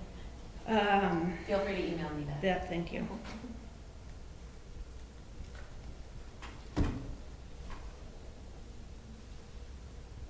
Any questions or comments, concerns regarding?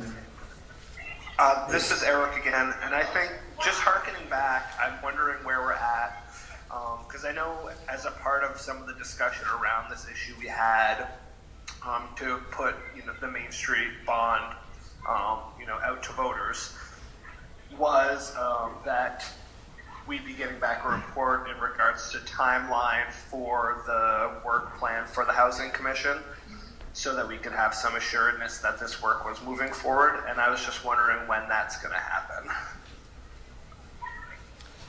So I think on our regular council schedule, the second meeting in June is our regular housing update. I think maybe we fast track that to next meeting and can lay out all of this. Sure. Okay, thanks. Other questions, comments, concerns?